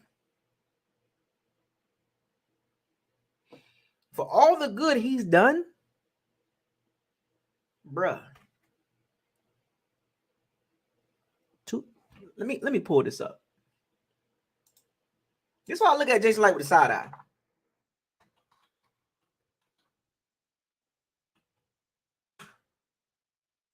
Come on, I'm gonna pull this up. I got PTSD. Noah Spence in the second round. Vernon Hargrave's the first round. Noah Spence in the second round. Roberto Aguayo, second round. Ryan Smith, who wasn't bad, fourth round. But he was never a starter at cornerback. Caleb, I cannot block. Oh, I'm sorry. Caleb been a block. Been a not. Been a block. Been a not. Devontae Bond. Dan Vitale. Are you serious? I will never forget that. I can forgive Jason Light, but I can't forget. So for all this talk y'all keep trying to cap for him, and we drafted Chris Godwin, he drafted Vita, he drafted Carlton Davis, he missed an entire draft. You never bring that up. You Jason Light defenders, you never bring that up. You so conveniently leave that out when you speak of Jason Light, because you don't want to expose the total picture. You only want people to see this side. You want people to see this side of the picture, not this side. You ain't fooling me. But Jason Light, you know what I'm saying? He know what I'm saying?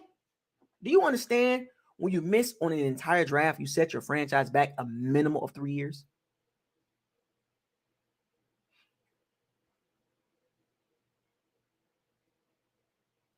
You missed an entire draft. So now you're playing catch up in 2017. And let's want to put a 2017 draft. Let's do that.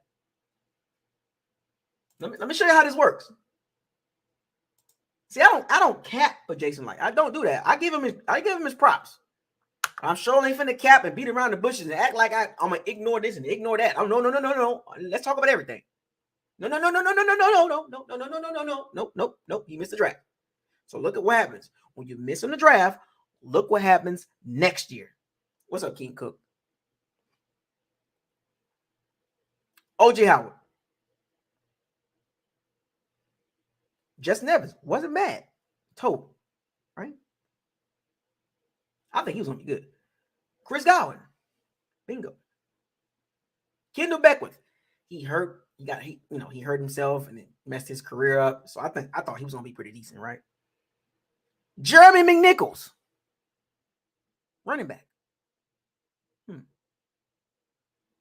Stevie Tulavoko, whatever his name is. Y'all know what I'm talking about. That's it.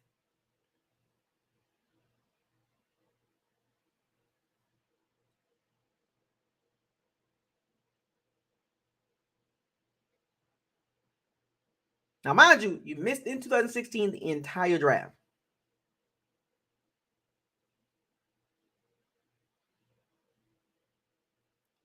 2017, Chris Godwin. Evans got hurt, never recovered. Kendall Beckwith got hurt, never played again. So that's unfortunate. This is why you can't miss on a draft. When I say you can't miss, I'm talking about you got to hit on a few players. You just can't hit one. You got to hit on a couple. You got to hit on a couple players because hitting on a couple players will help you out. And like, okay, I don't have to worry about the position right now. But when you miss on an entire draft, you have to catch up. So mind you, that's 2016. I just gave y'all 2017. We'll get back to the O-line in a second. I just want to kind of give y'all the bigger picture here when you miss on a draft. So the 2017 draft wasn't bad, but it didn't play out well. So now you're still playing catch up, right? 2018 is where things kind of started to make sense. You got Vita. You had Ronald Jones, who for some strange reason was in the doghouse with Dort Cutter. I find the irony in that. Like, why was he in the doghouse with Dort Cutter? But, he didn't like running the ball. MJ Stewart.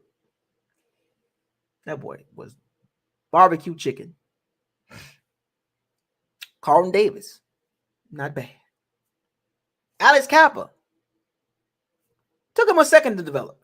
See, the Alex Kappa, when he was a rookie, his first couple years, it was like, It took him until his fourth season, his last season with the Bucs, to actually start playing pretty decent.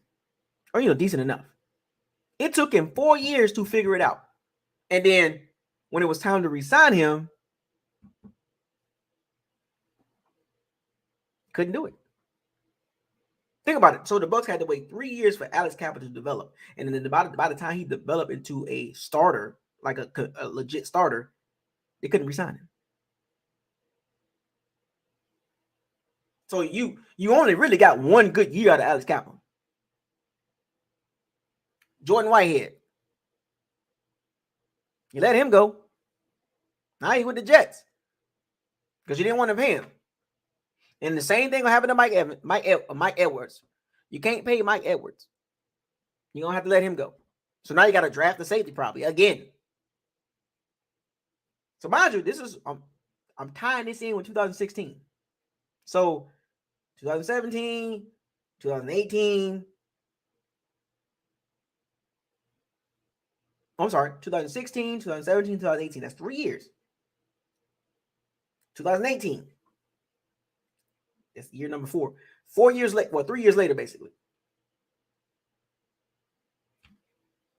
Then you have Justin Watson, Jack Sitchy. Justin Watson in the Super Bowl.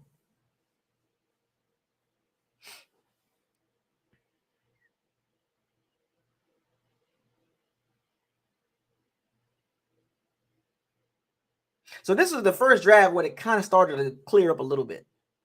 Took 3 years though. See what I'm saying? When you behind the 8 ball, man, this is why it's very imperative for the Bucs to get this right in 2023. You got to get the draft right. So let's talk about O-linemen. Let's get back to the cooking. I just wanted to revisit a little bit and help y'all out because that 2016 draft class, it really hurt the Bucs. It really did. It really did. It really did. And did y'all know only 10 people remain on the Bucs roster that was there pre-Brady? 10.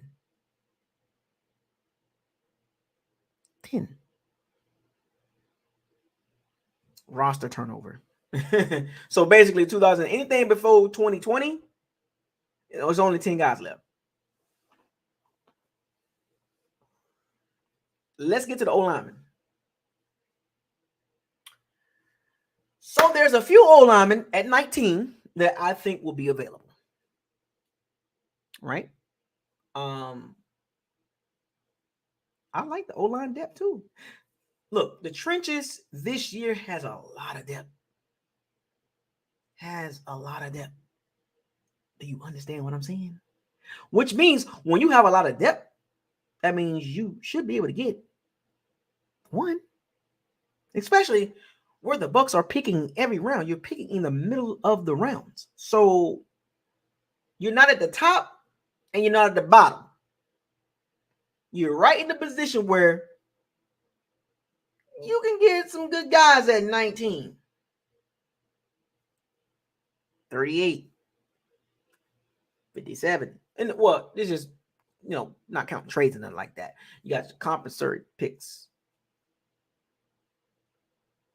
Compensatory picks. I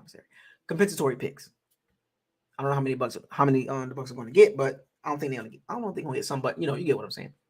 There will be some wheeling and dealing. Should the Bucs trade from 19 and go back maybe 3 or 4 spots and pick up a second round pick or extra third? You go back 3 spots, you get the 22nd pick, and you pick up an extra third round. So that means you have your first round pick at 22, your second round pick, and 2 third rounders. What do the Bucs do? Do they trade up from 19 and lose a pick? The 2? Or there's some team that want to get back up to 19 to get their guy. Well, let's swap first rounders. Or matter of fact, we'll swap first rounders. Give me your second and your fourth. But there's no excuses that the Bucs should not be able to come out of the draft with some pieces in those trenches. Do you understand the words that's coming out my mouth? There is no excuses. I don't want to hear it. I am not going to give Jason Licht a pass this draft. I am not going to do it. Do you understand? I want y'all to. Do you understand? Powers and Sea Bandits, Bucs fans, I am not giving a pass to Jason Licht. There is no excuses why he cannot address the trenches on both sides of the ball. This draft has a lot of depth. I'm going to keep saying it over and over again. Do you know how upset I'll be if the Bucs don't come out of this draft with the O-line and the D-line? At least 2 D linemen. I'm going to be upset. I'm going to be real. I don't show a lot of emotion. I'm not like one of those guys, but because I maintain my square 10 toes down. But I'm going to be upset because I'm like, well, it's a lot of depth. You can get 2 D linemen in the O-line. You can get 3 pieces in them trenches. You can get 1 O-lineman, 2 D linemen. And if you really want to get fancy with it, you can get 2 O-linemen, 2 D linemen. I'm just saying. No excuses. Or, if the Bucs want to go O-line, D-line, O-line, first 2 rounds, I'm cool with that. But I'm just saying, I prefer for them to get at least 2 D linemen and O-linemen. Once again. The Northwestern offensive tackle, Peter Stoyinski. I can't pronounce the last name. I'm not good at that. You might have to get in the top 10 to get him. So I don't think he's going to be available at 19. Osiris Torrance, Florida Gator guard. He did good at the Senior Bowl.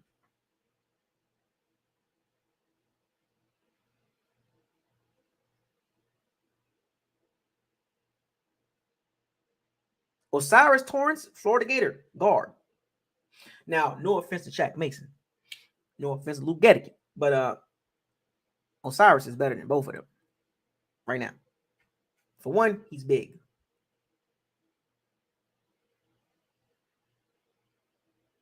He's big. He's powerful. If the Bucs want to run the ball, if you put Osiris next to Tristan Wirfs on the right side, oh my.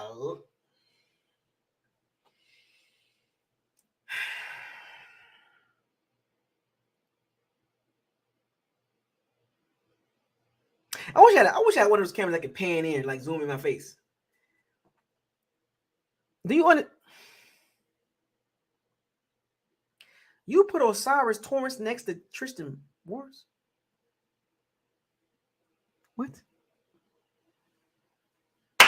5 yards carry. He can play either side of the ball. He can play left guard or right guard. But you get my point. But if you put him next to Tristan Wirfs, I'm just saying. Ryan Jensen, Osiris Torrance, Tristan Wirfs. Oh my goodness. You want to talk about some nastiness? Now, if you want to help out the left side and say, we'll keep Donovan Smith and, adjust his contract and put Osiris Torrance next to Donovan Smith, I can understand that part too. But I'm just saying. Paris Johnson Jr. These guys will be there at 19, by the way. And I do videos on these guys too. Paris Johnson Jr. The Bucs need a left tackle.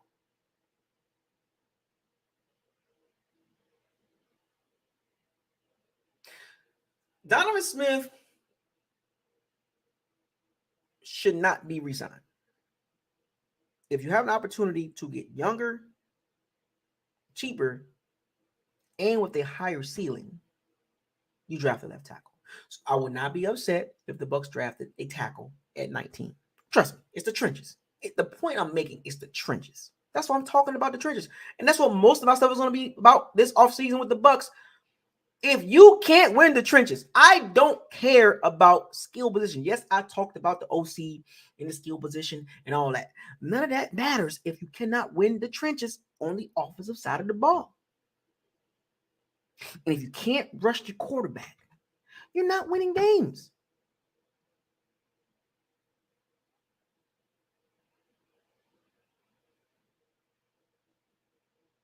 The focus on this draft should be the trenches, and that's going to be my focus. A lot of these videos, it's going to become a broken record, folks. Y'all going to get tired of me talking about the trenches. You're going to be like, Isaiah, I would get it. What about cornerback? What about running back? What about receiver? I don't care. Trenches. I want the trenches. Did y'all not watch the trenches this past season on both sides of the ball? Ew. And that's one of the reasons why we only had 18 points a game. Trenches. It was trash. Guards, not good enough. And Shaq Mason is good, but, bro, you can't run the ball with a small guard. It's not happening. Paris Johnson, left tackle. Go get him. I don't want to see no O.J. Howard type pick. All right? Broderick Jones, another guy that's going to be probably sitting there. And here's the thing about it. You know how this works in the draft. The Bucs are in a funny position at 19. Because why do I got that feeling? As soon as Peter Ski, Northwestern tackle, come off the board in the top 8 picks, why do I got a feeling there's going to be a run on tackles?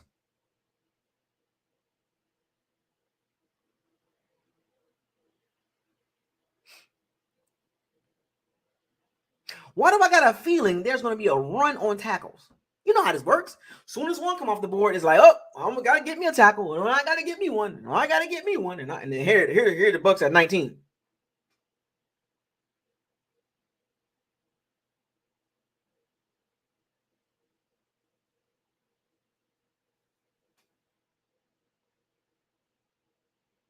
And that's fine. If you can't get a tackle in the first round, there's enough depth. Well, I'm going to go through this. Get your D lineman at 19. There's plenty of that. So all those tackles come off the board. Guess what? Those D linemen, come on down. Come on down. So either way, we're going to be good. That's the point. If the tackles come off the board, we can't get our left tackle in the first round, the guy that we really want, how the draft board set, cool, get a D lineman. So that's what I'm saying. The first 2 rounds, at least, O-line, D-line, D-line, O-line. There's no excuse. I don't want to hear it. I don't want to hear it. You Jason like defenders. If he doesn't do this, what's the excuse? Matter of fact, for those of you that like to defend Jason Light and not talk about the other side of his draft picks, like, the bad side, you want to just talk about, well, he did all this good. Well, what about the stuff he didn't do good? So for you that keep doing that, well, what happens when he don't address the trenches? I mean, do you want him to drive the trenches?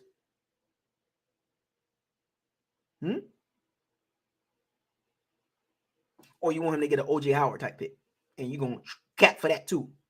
Well, that was a good pick. I mean, he was available. I mean, at that moment, we didn't need that pick. But I'm just saying, the O.J. Howard replay. We had Cameron Brate. But the O.J. Howard, he had potential. I mean, yeah, we had a guy there, but, we need O.J. Howard.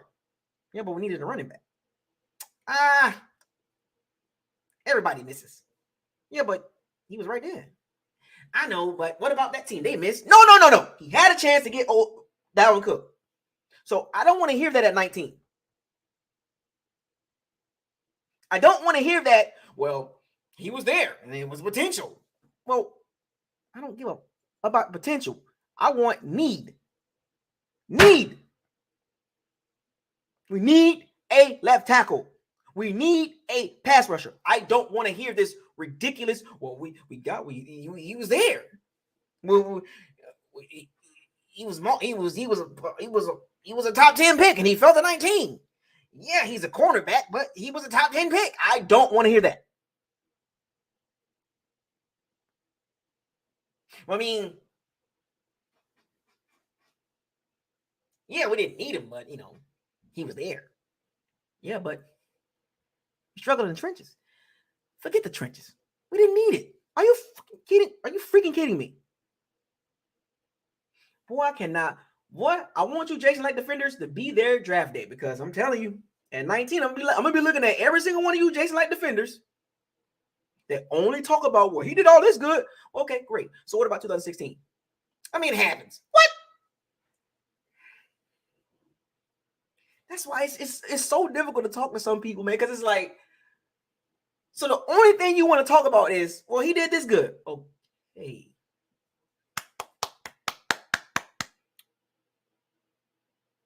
He missed on. What about that pick? That happens. What? But it was a first round pick. Oh, we know. I mean, who cares? Everybody misses. So that's what we're doing now. We're going to nitpick and pick and choose on what we decide that's good and erase the bad, like the bad never existed. That's not how it works over here. You draft, if it's a bad draft pick, you will get called out on it. If it's a good draft pick, I have no problem giving you props, but I would not allow you Jason Light defenders to sit there and act like it's all good when you make a ridiculous pick. Oh, well, oh, well, it's not a big deal. Other teams miss and deflect. That's deflecting. Yes, he can make some good picks, but what about the picks that he don't make? That's corrected. And don't give me no deflection. Don't start pointing fingers at every other GM. I'm talking about our GM. I don't care about the Carolina GM and the Falcons GM and the Saints GM. I can care less about those GMs. I'm talking about our GM. Stop pointing fingers.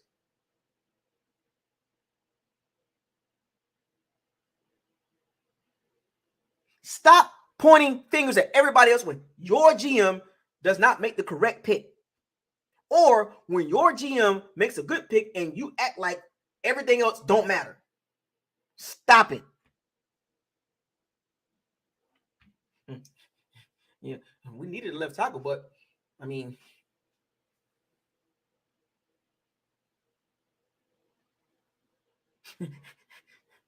Yeah, we needed a guard, but who cares? We got a tight end. He was a top 10 tight end. Dalton Kincaid from Utah. We needed Dalton Kincaid at 19. Michael Mayer at 19. He was a top 10, top 15 pick. We got him at 19. The value. Yeah, but we needed a left tackle. We needed a pass rusher. Who cares? Those other GMs they passed up on him too. Do you understand how you sound? If your GM is right there and there's a guy in a position of need and he passes him up and your excuse is, well, the other guys pass him up. What the?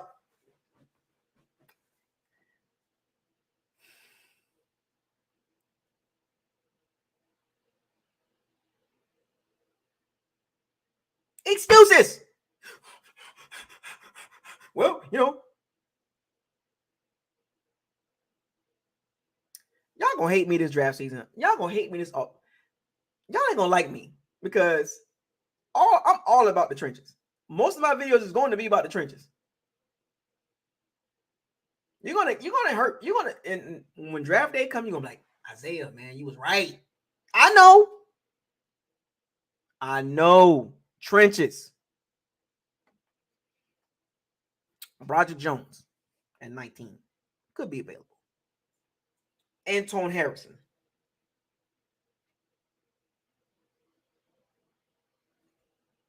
You remember that? I'm gonna give y'all an idea. Chargers. They got Justin Herbert. Remember the Chargers had an O-line issue? Right? So what did the Chargers do? Rashawn Slater. Jameer Sayers. Slayers. The Georgia, he played left tackle in Georgia, but they moved him to guard. Rashad Slater got hurt. They took Jamal Slayer and moved him back out to left tackle. Played pretty well. So when Rashad Slater come back, Northwestern left tackle got hurt. When he comes back, so now you're booked at left tackle, and you got, I think he was a 4th round pick. And you got Jamal Slayer, you can move him to the inside, and he's going to play very well. So now you got a rookie left tackle and a rookie guard and a nice, decent center. So now you addressed it. You got 3 areas that's pretty much pretty good. The Bucs can do the same thing. This is why it's very important for the Bucs to get this right. If those of you that don't know who I'm talking about, go look at the Georgia Jamal Slayer. He was drafted in the 4th round, I believe, as a guard because he got short arms. Rashad Slater got hurt. They moved him to left tackle. I'm just saying. DeJuan Jones. These some big left tackles, some big guys. These are big guys. 6'8". John Michael Schmitz, Minnesota. You know, the Big Ten O-linemen, they always do good. You know, Tristan Wirfs, hint. Go back to that well. Andrew Voorhees. Cody Mulch. Ricky Stoneberg. Arkansas. So you know he's going to be rough in them trenches. Ohio State got 3 O-linemen in the top 10 prospects. Center and 2 tackles. DeJuan Jones, the other tackle. See, I don't want to hear a O.J. Howard pick at 19. I don't want to hear it. So I promise you, if you do some crap like that, you Jason Light defenders, I'm on you. And I ain't gonna let you breathe. I'm gonna put you in a chokehold every day. Or every time I do a live stream, I'm gonna put you in a chokehold. If sitting there at 19, there's a tackle sitting there or a D lineman sitting there, and we have an O.J. Howard pick, I'm on you.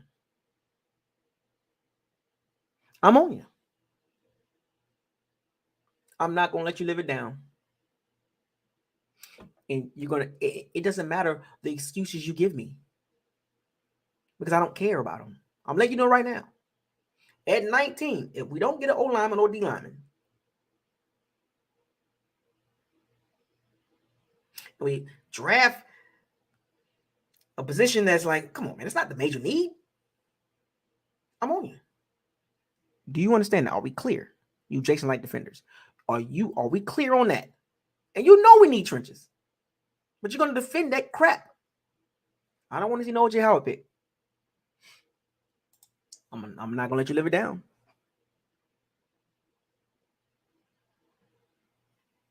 Donnell Wright, Zion Nelson, Jalen Duncan, Nick Broker.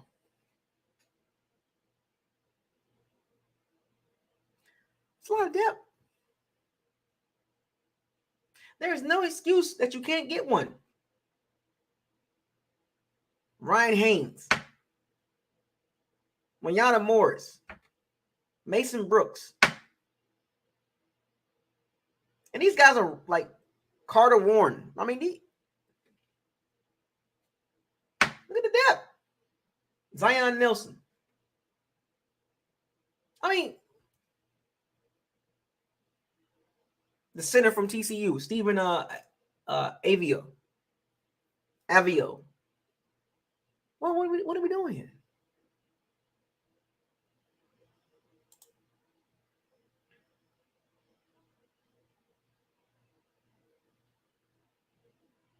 Osiris Torrance, could he be there at 19? Let me ask y'all a question. Osiris Torrance, you think he's going to be there at 19? No more Washington football players. How about that? Can we go a draft without a Washington player? How we get some SEC guys, huh? Some Big Ten. You know, like the Tristan Wars. You know. Big Ten SEC guys. Let's just play there for a second. They just, D-line, O-line. Big Ten, SEC. None of this Pac-12 crap. Just stay right there in that pocket. No more. I don't want no Joe Tryon. No Logan Hall. None of that. No offense, but no. Give me the Big Ten, SEC in the trenches.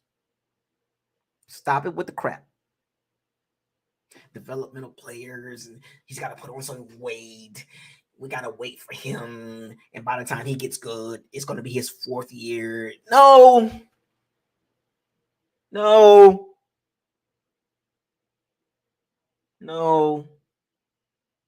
Big Ten SEC. You got it right in 2020. No more Pac-12 and all this small school stuff. Stop it. Enough is enough. Give me the dogs. Big Ten, SEC. I want those guys. I don't want no AAC. I don't want that. I'm watching tape. Bro, I watch football. Did I just not name? When did you get here? I'm just naming names. Yeah. I'm just naming names. I don't watch football. I'm just naming. I don't watch college football. I just name stuff. I'm not a football fan. I just follow names. That's it. I don't watch football. Nope. I'm just naming names. I don't know how long you've been around, buddy. I've been doing this quite some time. You must be late to the party. Your name's not familiar. You must be new. Welcome. Welcome. Gotta break you in, man. Don't ask me. Ask the people in there. I do draft videos, man. Breakdown videos.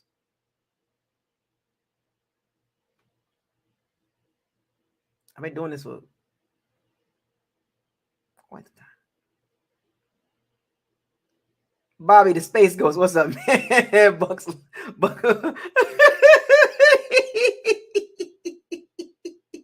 I know. I'm laughing too. Like, the hell are they talking about?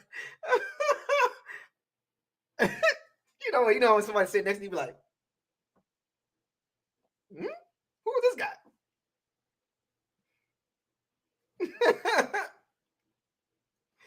Oh gosh, King Cook funny. Buccaneers for life. What's up, man?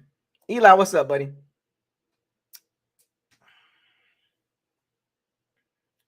See, yeah. Mm-hmm. But yeah. So there is no reason why. Look, I say it like this: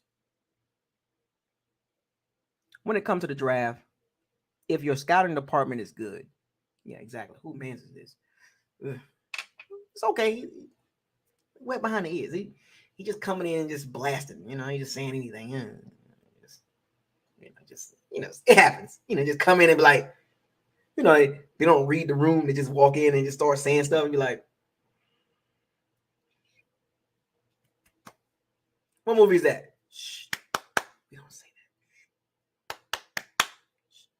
that. Y'all remember that movie? Y'all know what movie that is? We don't say that.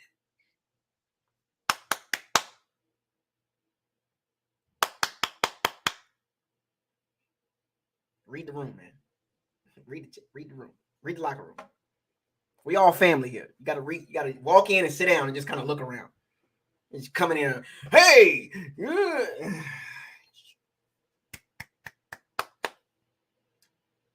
don't say that. But the thing about it is, y'all know what movie that is? I'm surprised somebody say the name of the movie. The thing about the draft, right? 7 rounds, and the draft process gets very tricky. But you're not expected to hit all 7 rounds. You know what I'm saying? You're not expected to hit all 7 rounds. You get what I'm saying? So it's like, at minimum, you kind of want 3, if that makes sense. Like you kind of want to come out of the draft with 2, maybe 3 starters. It can be difficult if you're a struggling franchise and you don't have a great history. You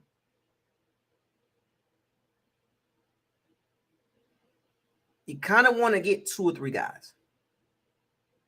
You know what I'm saying? So it's like, if you get 2 or 3 guys, you keep your franchise going.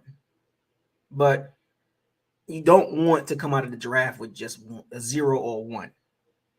You get what I'm saying? And even if then, you got 7 picks, if you do some wheeling and dealing, some trades and stuff like that, we're just talking about the minimum of 7 picks. You want 2, like especially like if you're a franchise that got some holes. How about that? Let's make it even simpler. If you're a franchise with holes, like glaring needs, you need to come out of the draft with 2 or 3. Like, and I'm gonna tie my team, the Bucs, the Tristan Wirfs, and the Antoine Winfield Jr. You get what I'm saying? The Tristan Wirfs. What's up, Kevin Curry? The Tristan Wirfs and the Antoine Winfield Jr. Immediate impact.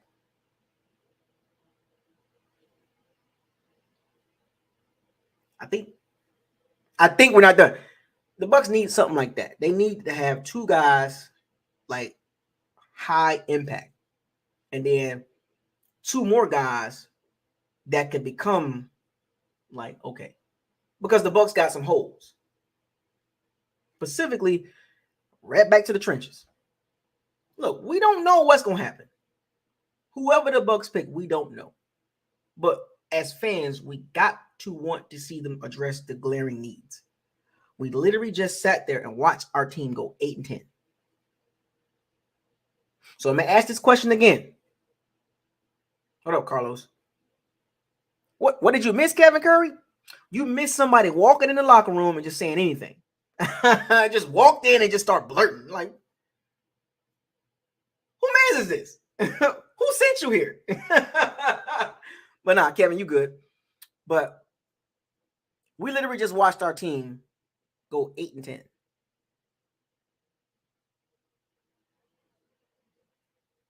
All season long.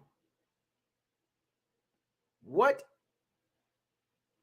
was the glaring needs? So let me ask y'all this question. We watched the whole season, 18 games. I need your top 3 glaring needs. Can we do that? Can we have a nice conversation about Bucs football? We don't want the chat to get a little crazy. There's no need for that. Respect everybody. Let's have fun with it. Let's not get personal and take shots because, first of all, taking shots at me, you might want to ask around. It's not going to work, but hey, it's worth a chance, but you're not going to go anywhere. But what is the 3 glaring needs if you had to rank them from 1 to 3? You after watching this past season, because you already know my 3. On the field, going into the draft, you know what the Bucs need. You know how many plays we had to sit there and watch, and these are the things that we will say. Pass rush, man, lacking. We said that a lot. Where's the pass rush? All 22 pass rush. What's going on here? Can't run block. What's going on here? Pass blocking. What's left tackle? What's going on here? Receivers not separate. It is so glaringly obvious. Like, you can't be that blind to not know what the Bucs need going into the draft. Why do you think I started out with, I did talk about the OC, so they got to get that right or try to get it right. We don't know what's going to happen. But the draft, if you have a good scout team, you got your area scouts, your regional scouts, your college scouts. You gotta go into the draft coming out of the draft with 2 starters because the Bucs got holes. The Bucs got so many holes, and the great thing about this draft, it has depth. Now, whoever the Bucs do draft, we don't know what's going to happen with that player. That's called player development. See how that works? So let me help some of you guys out.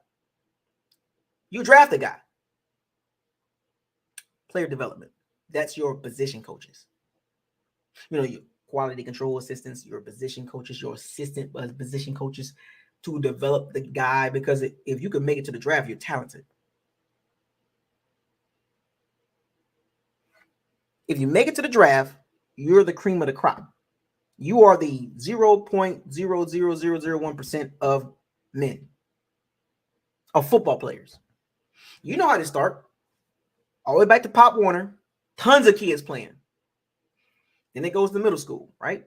Then it goes to high school. Hundreds of thousands of kids playing high school football.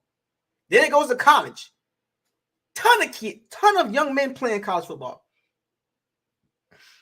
But the NFL, that's it. Think about that. A big pot of men. There's 53 men per roster. 46, you know how this goes. 53 man roster, 46. Yep, you get it. So do the math. So if you can make it to the draft, you are the cream of the crop.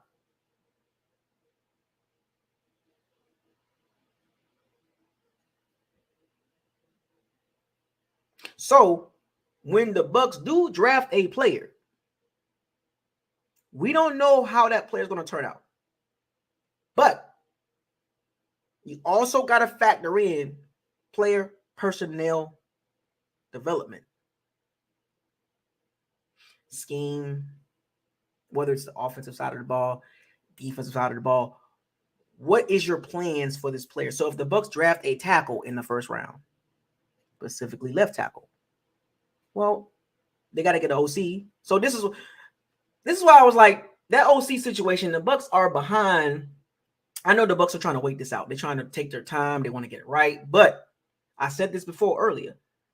See how everything ties back into like the holes that the Bucs have right now, the OC, the quarterback, and then you got the East-West Shrine game, and then you have the Senior Bowl next month. I think it was March 15th. Like you got all this stuff going on. It's like you got these a very important hole, OC. So when you get to the draft, because right now the Bucs behind the 8 ball. So until they get an OC, we won't know exactly what type of offense they're gonna run, because when they get the OC, we can figure out that OC's past and see where he came from, what's his coaching tree, what's his philosophy, yada yada yada yada. You get where I'm going with this. So at 19, as a matter of fact, in the draft, we don't know how these players are going to turn out. That's up to the coaching staff, because you can have a talented player but have a bad coaching staff. Can't coach them up right. Got all the talent in the world, but something ain't resonating right. I can't get right. But we do know the Bucs do have needs. They do. Don't get mad at me. Your team got needs. We on the same boat. We can agree to disagree, but we on the same boat. So, like, if you think about it, if you got a boat, I'm forward and you're starboard. We might not be seeing eye to eye, but we going to the same destination. So you might not agree with me on the players and what direction the Bucs should go. That's fine. I don't expect everybody to agree with me, but it's pretty obvious what the Bucs need. I'm just saying. But they are behind the 8 ball as of right now. And I told y'all this at the very beginning of the video when I started talking about the OC. The longer the Bucs wait, the better it's not going to get. Because if you don't get an OC until the end of February, it's like, what in the world?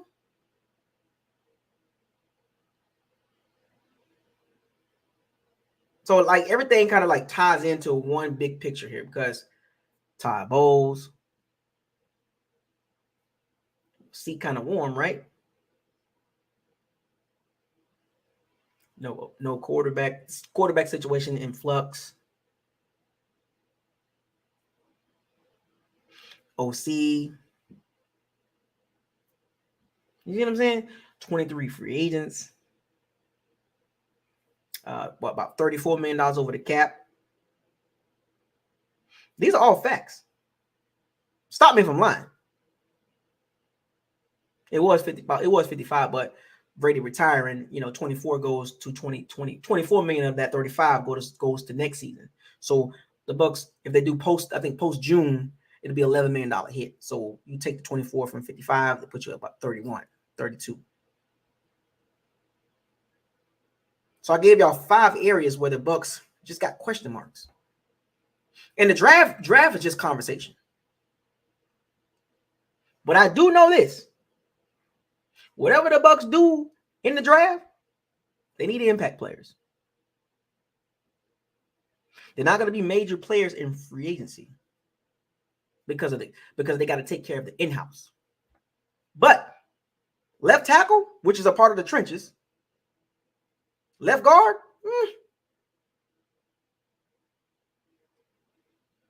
D-line, lack of pass rush.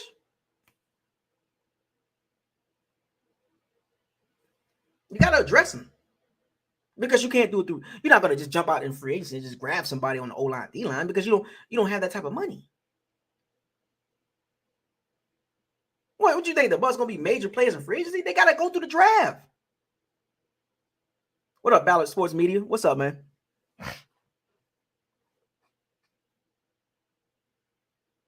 They gotta go through the draft. They got to go through the draft.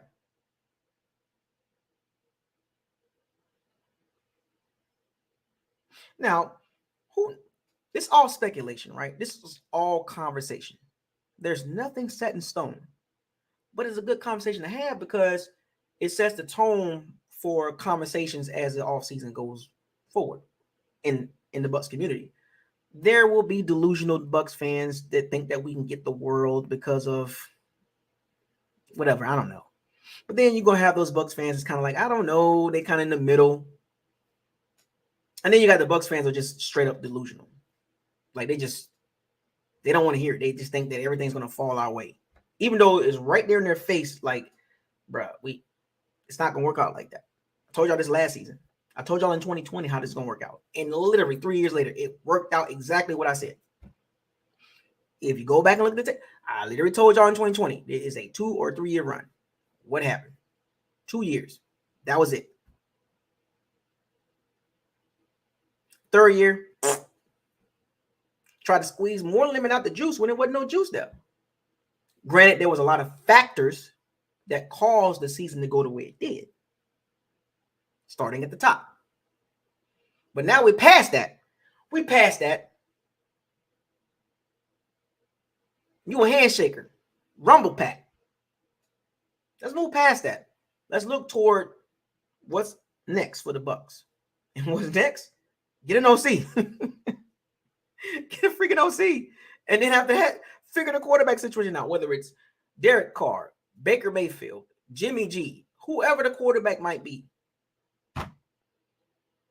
You better dress at the left tackle, though.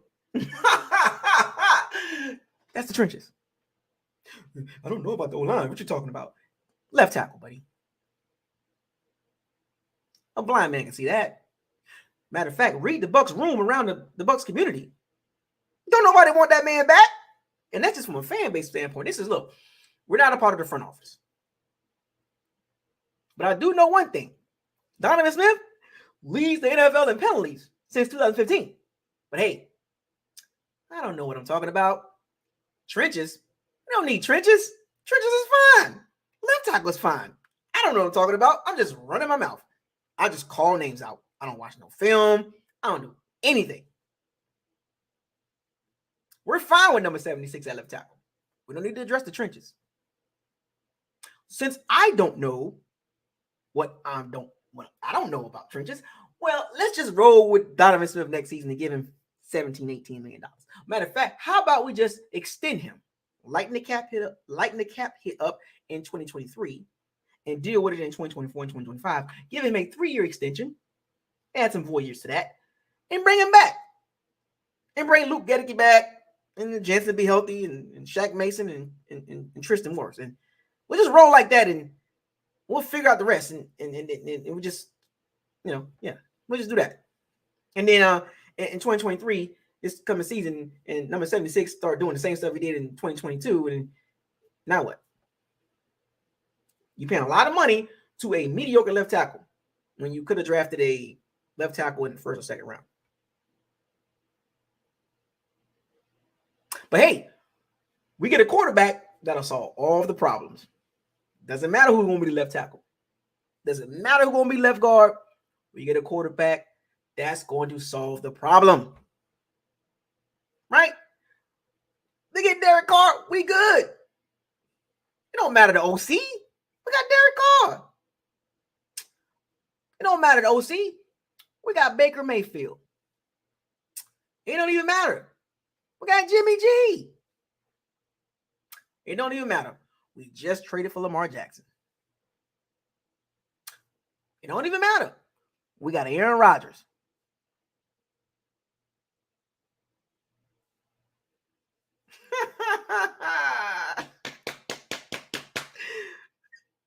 Whether you like it or not, all this is conversation with some logic behind it, right? And there's some objectivity here, and being subjective, right? We're being subjective, but also look at it from a logical standpoint. Like you got, wishful thinking, optimistic. We all optimistic, right? We all Bucs fans. We want the perfect draft. We want the perfect quarterback, the perfect trade. We want everything at one time with no consequences.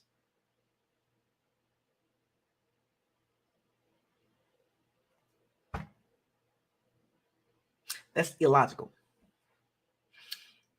We want to check all the boxes with no consequences. Everything got to go our way with no repercussions. whether it's roster decisions, OC decision, draft decisions, everything got to be perfect. Everything is not going to be perfect, folks. Please understand that. Please understand everything this offseason is not going to be perfect. We're not going to get everything we want. And history shows that. It is what it is. But for conversation purposes, it would be nice to have a cheaper and a better left tackle that we can build on. It will be nice to get a lot of speed on offense, right? It'll be nice to get a really good pass rush. You know what I'm saying? It'll be nice to get a really good up-and-coming OC, right? Quarterback coach or whatever the case may be. It will be all that'll be nice, but trust me, you ain't getting everything. Some of this stuff won't come with consequences. It'll be nice to keep all our top-level free agents and still spend money in the open market. All that sounds nice. All that sounds nice. But guess what? For every choice you make comes with a decision, right? For every action, there's a reaction. There's a consequence. There's going to be some decisions that I'm not going to like, but I got to live with that. I'm going to talk about it.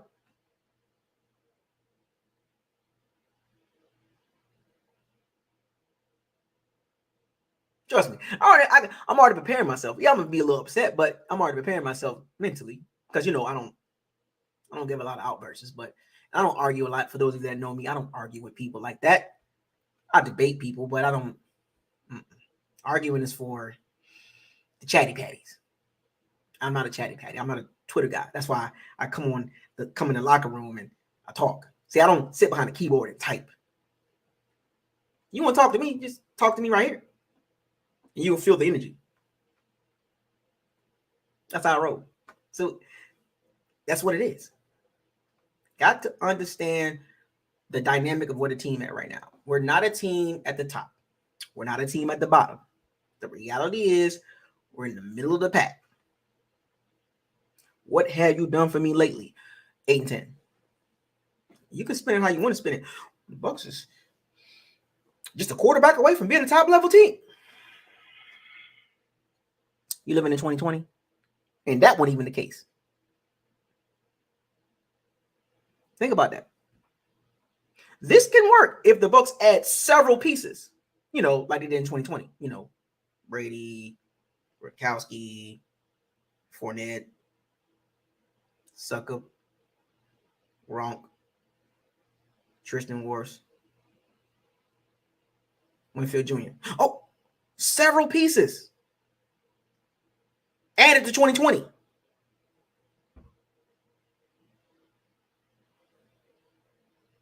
So the same thing that happened in 2023 if the Bucs just add 7 pieces. Remember, every year is not the same team. I'm going to keep telling y'all this every time. Every season is different. Nothing is the same. This is why I'll be telling y'all. Y'all keep reflecting on 2020. That's cool. Super Bowl ring, still kind of fresh, right? But understand, 2020 is different from 2021. 2021 is different from 2022. And 2023 will definitely be different from 2022. No season is the same. Even the roster changes. Remember, 10 guys remain on the roster that was here prior to Brady. You might not like if Levante David get cut. Or they let him not cut, but let him walk. Well, cut, whatever, Or Mike Evans get traded. But you got to understand the business side. See, this is where you got to separate your emotions from the business side. This is why in business, you can't have a lot of emotions.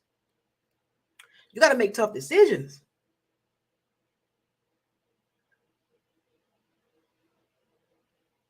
That's the name of the game. That's why when you do business, this is why if I was doing business, some of y'all wouldn't do business with because your mindset. Can't do business because you're going to get too emotional. Just you can just read the comments. It's just emotion. Like, you're not even being logical. You're just blurting out stuff and trying to, you way over there taking shots. Like, what you doing? Like, we're just talking logic here. If the Bucs got to make tough decisions, remember they got 23 free agents. 23. They can't go running out of there and going to get other people. They can't go get in the Dominican Zoo or JPP. They can't go out there and do it this time. Because we all in and we're gonna run it back and then we're gonna keep running it back and we're gonna just reload. At some point, unless you have a well-oiled machine that you can just keep going. And to be quite frank, I mean, we literally had a team with names. Reference right there. Team of names. I'm just reading the names. Not even watching tape, just reading names. We got a team full of names. 8-10.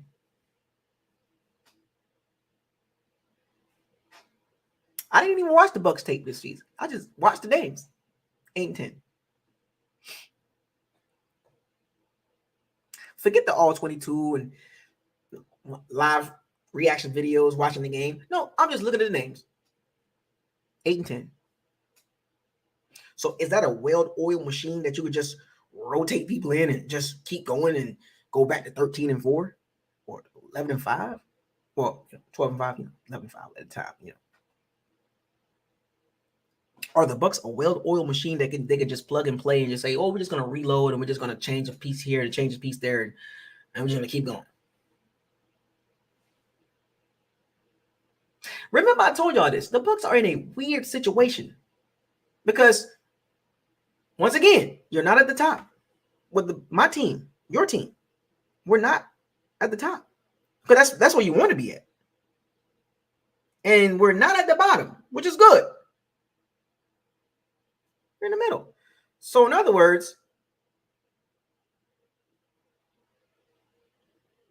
Super Bowl bust? That hashtag is gone.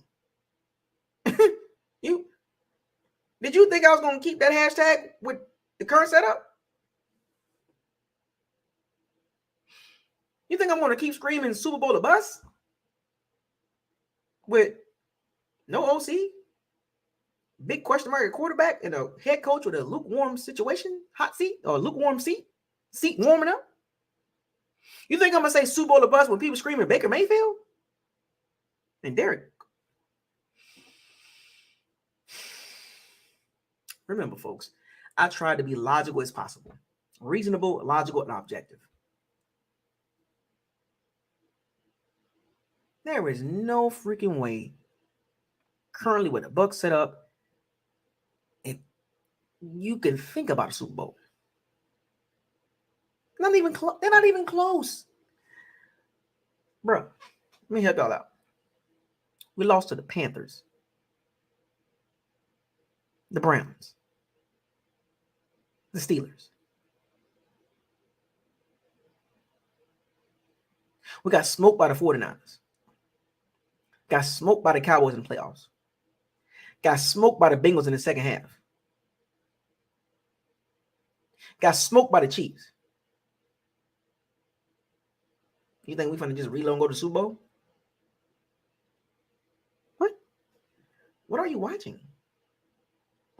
I'm okay with the Bucs just being competitive.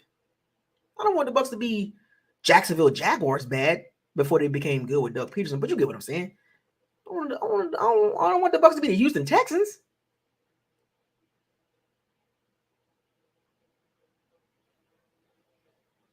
You know what I'm saying? I don't want the Bucs to be the Chicago Bears.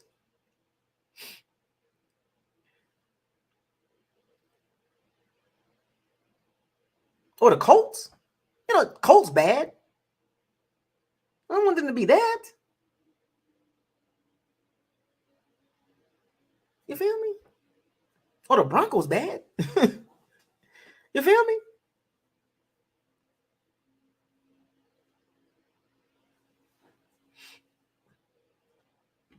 I want the Bucs to be competitive. Win games. Be competitive. Win some games that you're not supposed to win. Win the games you're supposed to win, and win the games you're not supposed to win. But that all depends on so many decisions. Can you trust Todd Bowles?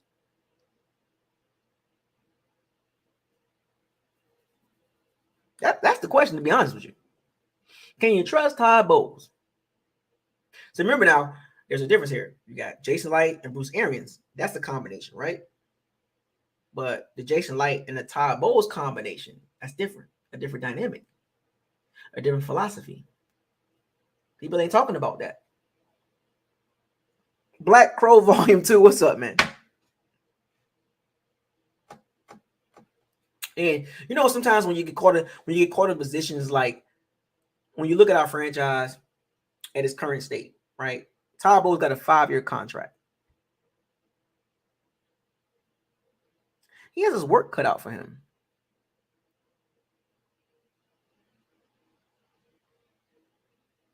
He said, Black Crow Volume 2. You funny, man.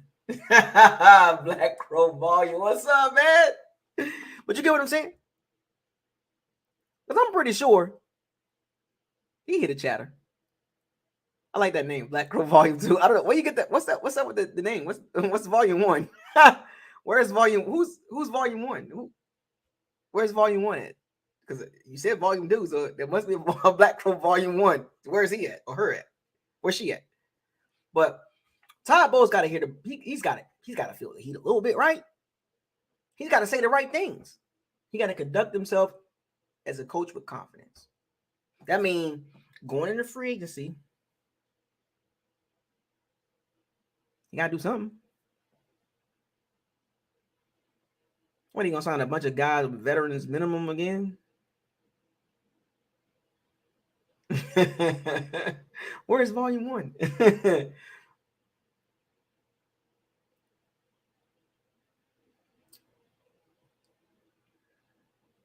He's got to say the right things. I get it. So if you read what he's been saying, it's the right stuff. The reload, and you know, I'm very curious on how he's going to approach the free agent situation, because I don't want to see no more Julio Fulios, Ken O'Neal's, Hakeem Hicks. I don't want to see that. I'm good. I don't want to see those names, those type of names. Logan Ryan. No, I'm good. Oh, Volume 1. I want to talk to Volume 1 too. If Volume 1 is funny as Volume 2, I want to see what Volume. I gotta watch Volume 1 first, man.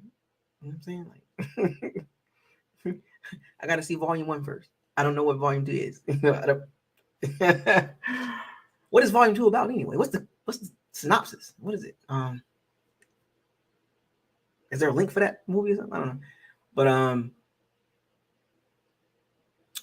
how is he going to approach free agency?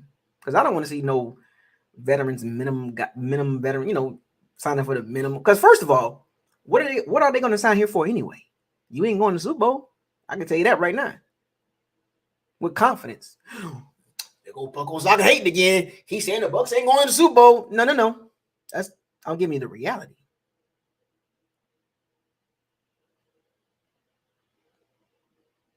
If you know any Bucs fan out there that thinks the Bucs is a Super Bowl contender coming up this season, please send them to me.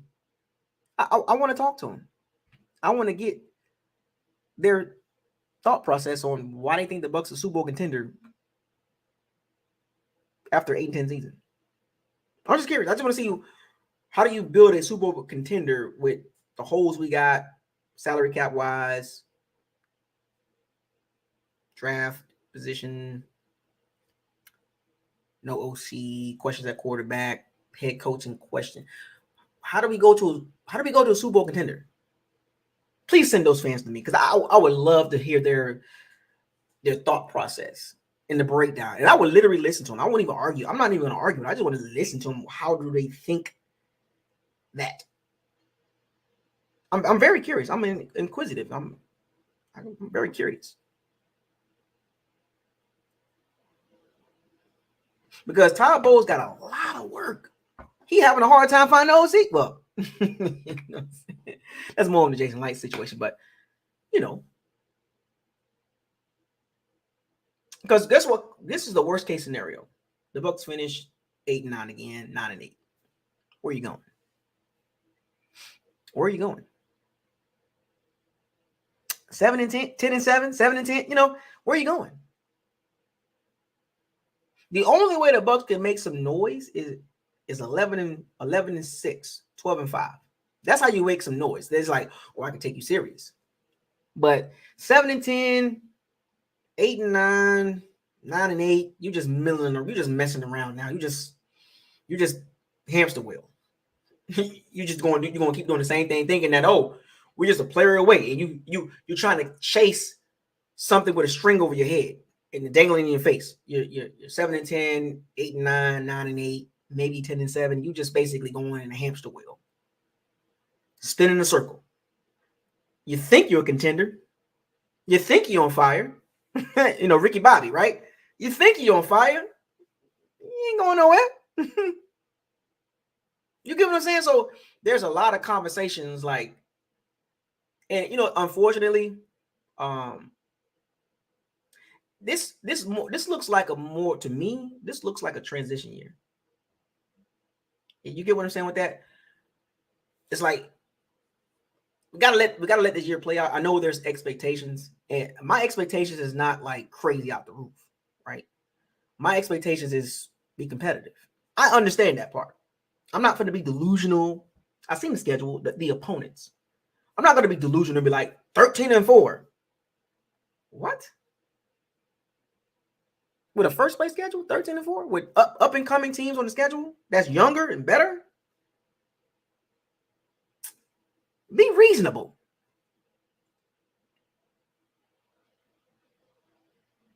I understand the expectations. I understand, to me, as a fan, this looks like a transitional year. Trying to figure things out, see what things land at. It probably won't really figure something out. 2024 is like, all right, let's see what's up. 2023 just seems like a transitional year. Like, it seems like we're going to be in the middle of the pack. I'm just guessing. You know, nothing. This is not a fact. This is just conversation. You know, just seems like a transitional year. This ain't a 2020 Super Bowl of bust. This ain't a 2021 13-4 Super Bowl of bust, or even a 2022 Super Bowl of bust. This seems more like a let's try to get through this and see where we at, and then we can kind of see what's next. And this is what the situation that the Bucs put themselves in prior to this season, this up and coming season. I think they had to know at some point that this is going to come. I don't think the Bucs were that blind. I think to go in a situation with old quarterback, you knew at some point, no matter what you said at one of these all seasons, no matter what you said, he out of here. Remember, when the game was over, we would love to have Tom Brady back in. We'll do whatever it takes. We got rid of Byron Leftwich, and it didn't matter. Because one of these years, he was going to be like, I'm not coming back. He did it last year, and he came back. I personally think he should have left after he won the Super Bowl. That's when he should have been like, I'm out. Left on top. The fact that we see one of the GOATs leave his last season at 8-10? Damn. What up, Willie Galloway? You get what I'm saying? So this is high insight, but conversation. You know what I'm saying? So it's like, here's a beautiful thing about it. The NFC South is not hard. Now, the Carolina Kitty Cats, they got Frank Wright in that defensive coordinator from the Broncos. I warned y'all about the Carolina Panthers. I already told y'all about them. They got some pieces on defense. They got Frank Wright. This could be one of those Jacksonville Jaguars situations with Carolina. If they get it off, don't be surprised Carolina Panthers go all offense. What up, Ethan? Don't be surprised. The NFC South is weak. Probably the weakest division along with the AFC South. So it's winnable. You can win it. To me, you can win the division with 8-9. 9-8. You can win the division. But the problem is you get in the playoffs, you out of there. So that goes back to the hamster wheel. You think you're on fire, but you're really not. Now, the Bucs made a big splash in 2020. Can they make a big splash in 2023? Who knows? Is it possible? Sure. Possibility versus probability. There's a possibility the Bucs will make a big splash and Lamar Jackson and Aaron Rodgers. Sure. Right? But the probability ain't high. Would you put your money on that? If I gave you $500 and told you to bet that money on the Bucs getting Lamar Jackson, would you do it? Or would you give me the money back? Probability versus possibility. The realistic options is pretty much the barrel I showed y'all earlier. All those quarterbacks I named earlier, that's the barrel you're picking from. Don't get beside yourself. You ain't getting no Justin Herbert. You ain't getting no Patrick Mahomes. You ain't getting no Josh Allen. No Joe Burrow. I don't think you're getting Lamar Jackson. You ain't getting them. No Jalen Hurts. No. Nope. All those quarterbacks I named. That's your barrel. Stick your hand in there. Bucs fans, I'm just trying to get y'all prepared. Stick your hand in that barrel and pull a quarterback name out. And whether it's a rookie, a Derek Carr, or whatever, stick your hand in there and pull a name out. That's your options. Taylor Heineke, Gardner Minshew, Jimmy G. Good luck. And Morgan Freeman. Good luck. Because whatever quarterback you pick, understand the expectations. I'm be watching. I'll be watching some of these fans around here talking about 13-4 with one of those quarterbacks from that barrel. I'm gonna get you. I promise you. I'm gonna bring you on here and I'm gonna ask you. So 13-4 with Derek Carr. How? Well, you know what I'm saying? And this is the look I'm gonna give you. I'm gonna be like this. Okay. We'll see. At the end of the season, I'm gonna bring you back on. So you said 13-4, right? Yeah, but you know what I'm saying? Injuries and no. You thought because of the quarterback that you pick from the barrel can make a difference. There's no quarterback that's going to be better than Brady out in that barrel. And we went 8-10 with him.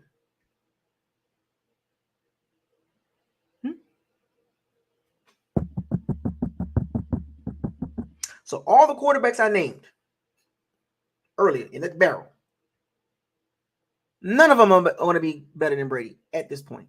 Even at this point. And we went 8-10 with him. Or 8-9. Or 8-10 kind of playoff game. So let me guess. So we get Derek Carr. We go from 8-10 or 8-9 to 13-4.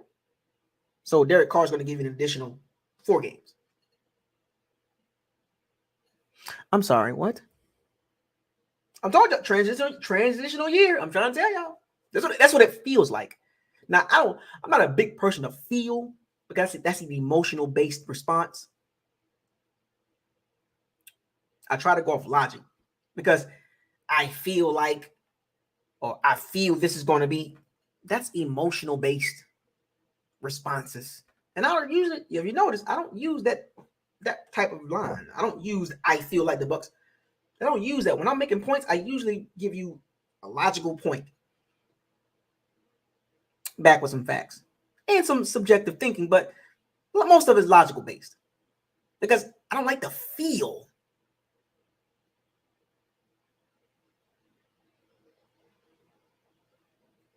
Reality. Understand. Logical. Understand, like, I guess you could say we got spoiled. A lot of y'all are spoiled because we had 2 winning seasons with a Super Bowl, and then we had a trash season. Even at 8-10 with the expectations where they were. Were the expectations where they were? It's a trash season. 8-10. That's a trash season. For most teams, that's like, we're just a couple pieces away. The narrative is already set for us, folks. You think we finna get primetime games? You think we got time? You think we finna get primetime? Okay. We afterthought. Let me ask y'all this question before I close this video. How many primetime games you think we're going to get this season coming up? How many primetime games are we going to get?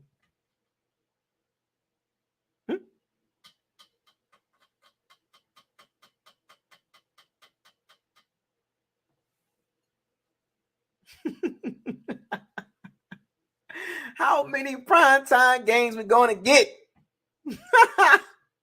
I tell you one thing, we ain't getting 5. I don't care what storyline you bring up. Well, Brady, the Brady storyline is still attached to the Bucs. Man, they like, they ain't got Brady there, so we ain't want to talk about them. How often we going to be the topic of conversation? We was always ESPN, Fox, CBS, NBC. They talked about the Bucs. Oh, the Bucs. Back to 1 o'clock games. Back to you. Back to you. Back to the 1 o'clock games. We ain't finna get man, we got 17 games. We ain't getting 5. We ain't getting close to 5 primetime games. Well, there's a storyline behind the Bucs if they, they can use what are the Bucs gonna be without Brady? So we're gonna get games based on life without Brady. That's the narrative. That's the storyline that the network's gonna sell. That's what fans gonna be watching. A team that's without Brady. What do they look like without Brady? They'll lose millions of views doing that. I'm gonna repeat. Do you know how weak that storyline is? The Bucs got 5 primetime games, and the storyline behind these primetime games is life without Tom Brady. Really? Networks ain't gonna sell that. We're not even gonna get a flex game. Well, there is one way we can do this. There is one way we can do this. This is without the Lamar Jackson, the Aaron Rodgers fan base, that we can get those. We can possibly get them. Not talking about them. If the Bucs win.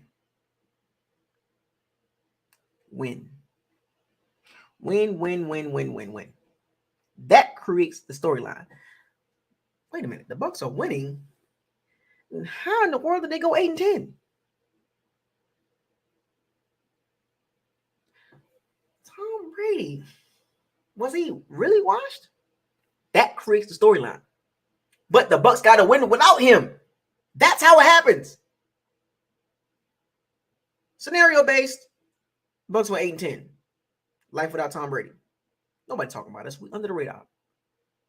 By week 10, the Bucs are 7-3. Boom. Flex game. Or week 14, the Bucs are 10-4. Flex game. See how that works? We're winning without him. We're winning without him. That's the only way a narrative is created. Besides that, they ain't talking about us. The Bucs OC situation. Is that prime time? Is that prime time headline news? No. The Bucs 23 pending free agents. Is that prime time news? Nope.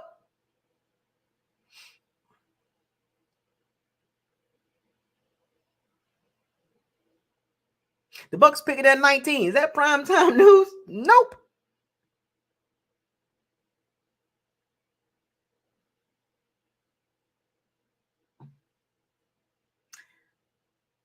Reality versus wishful thinking.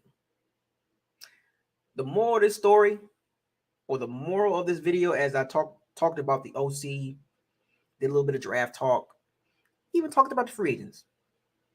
Devontae, Mike. Devontae, the rest of those guys. It's a possible decision. They got tough decisions they're gonna have to make that you might not like. Like the Jordan Whitehead situation that you didn't like that, but it had to happen. The Alex Kappa, you didn't like it, but it had to happen. Whether you like it or not, there will be a couple moves that you're not gonna like. But if the Bucs get it right in the draft, it's not gonna be painful. It's going to sting a little bit, but if the Bucs get the draft right, remember, you can't leave this draft with one starter. We ain't got that type of team.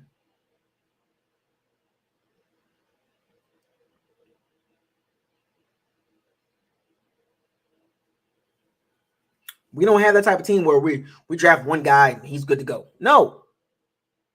Left tackle, pass rush.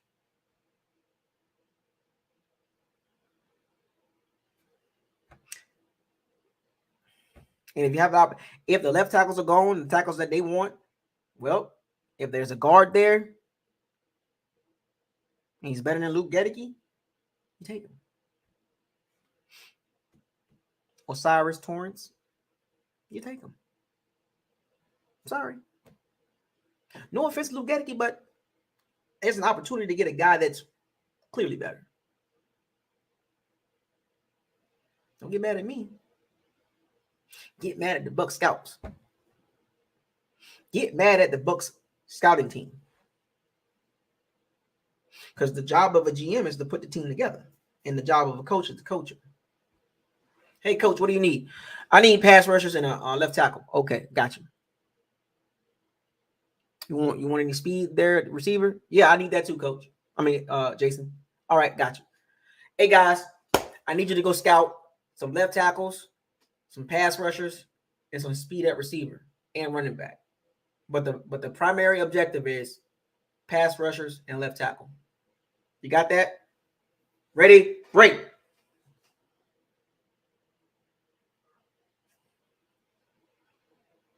It's not hard. I just want the Bucs. As a Bucs fan, I want the Bucs future to look.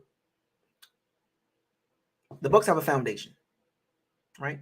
32-18 in the last 3 years. So you have something to go off of.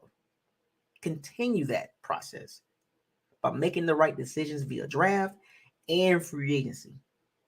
You're going to lose some coaches if you have good coaches. You're going to lose coaches. You're going to lose players. But if you can keep that well-oiled machine moving and becoming a winning franchise. So you want, here's the perfect scenario for the Bucs is the next 3 years. 32-18 or 40-14. Well, yeah, that's about right. Because if you count the playoffs, but if you just count the regular seasons, you kind of want the Bucs to be 40 wins, 35 to 40 wins at a minimum. 40-11.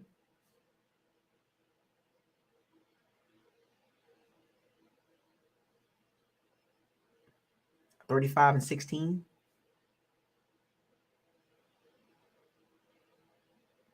Just regular season, 17, 17, 17. So look at it from a three-year gaps.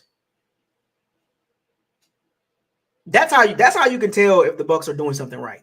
Because you're not going to really be able to tell this season because it's kind of a transition season. But 2024 and 2025, there's a 3-year window. We just had a 3-year window with Tom, right? So 3 years after Tom. That's how you can assess the Bucs. Are they a winning culture? You get what I'm saying? This is why I told y'all. I literally told y'all this. The next 2 draft classes, the 2023 and the 2024 draft class, super important. Super important because you could continue to win the NFC South, win games. But you got to hit these drafts because you're not going to be major players in free agency.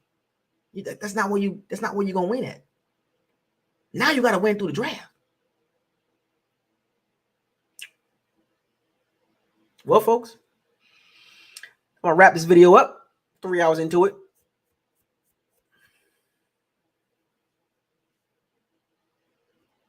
I'm just saying. Life without Tom Brady. These next 3 years going to be interesting. I said it here. February 6th, 2023. Come back. We'll come back in 2024, in 2025, in 2026. We'll see where we at. Are we still winning? Are we going to end up winning the division 1 or 2 or 3 more times in the next couple of years? Will the Bucs draft these next 2 draft classes? This draft class is important. And next year. How much of a player the Bucs are going to be in free agency? And also, get a freaking OC.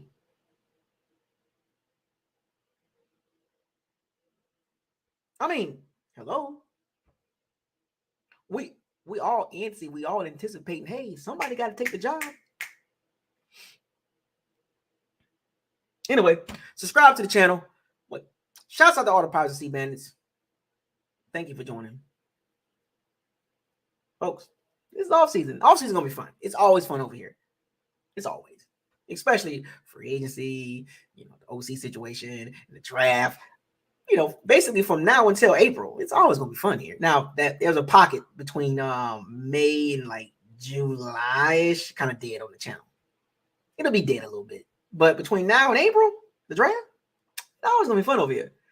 But, that May to July time frame, it's going to be a little dead. So let's have fun now. Shouts out to all the Pirates of Sea Bandits. Thank you for joining. Bucs fans, relax. This is just the beginning. Life without Brady. Ain't no narratives over here. He ain't coming back. He done. So your conspiracy theories, cut it out. It won't be no 40 days and he's back. No. Move on. I have. You should too. With that being said, subscribe to the channel, like the channel, share all the videos. Don't forget to hit the notification bell icon to notify you on all new videos that's posted on this channel. Folks, more videos to come. Player breakdown. Still gonna do player breakdown. Draft breakdown. Even the OC breakdown. Whoever we freaking hire. And the other news around the NFL. We'll do that too. And stay tuned for that draft breakdown too. I like doing that. Watching, because I get in the lab and I watch film. Highlights. I try to find full games. Watching full games can be a drag. I don't have a lot of time to do that, but I'm going to try to do some of the good games. But, some of the guys that's on the board and some of their big games against competition, I'm going to try to watch some of those. I'm not going to watch the whole games because I don't have that type of time. But I'm going to do enough for you guys. And obviously do breakdowns for O-linemen and D linemen too. So interior and edge rushers. So that way you can see what my mindset at and what type of player that the Bucs should get as far as the height, weight situation and all the arm length and all that stuff like that. And we'll get to all that. So it's gonna be fun. Stay tuned for that. Fire those cannons, seize the day, raise the flag. Hashtag no risk, no biscuit. Hashtag facts over feelings. Hashtag bombs away. Maybe I need to get rid of that. Hashtag stay humble. Hashtag what does your eyes tell you? Hashtag probability versus possibility. Hashtag trenches matter. Trenches matter. Please believe that. Hashtag don't get mad at me. I don't play the game. I just talk about it. What do you want me to do? Hashtag why?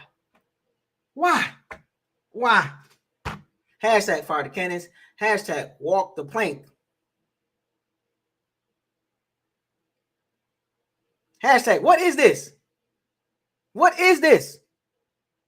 Hashtag get a freaking OC. Hashtag what's next? Hashtag life after Brady. Anybody else got any hashtags, man? I keep going. What is this? Exactly. What is this? Hashtag bus. I'll see y'all again. I'm out.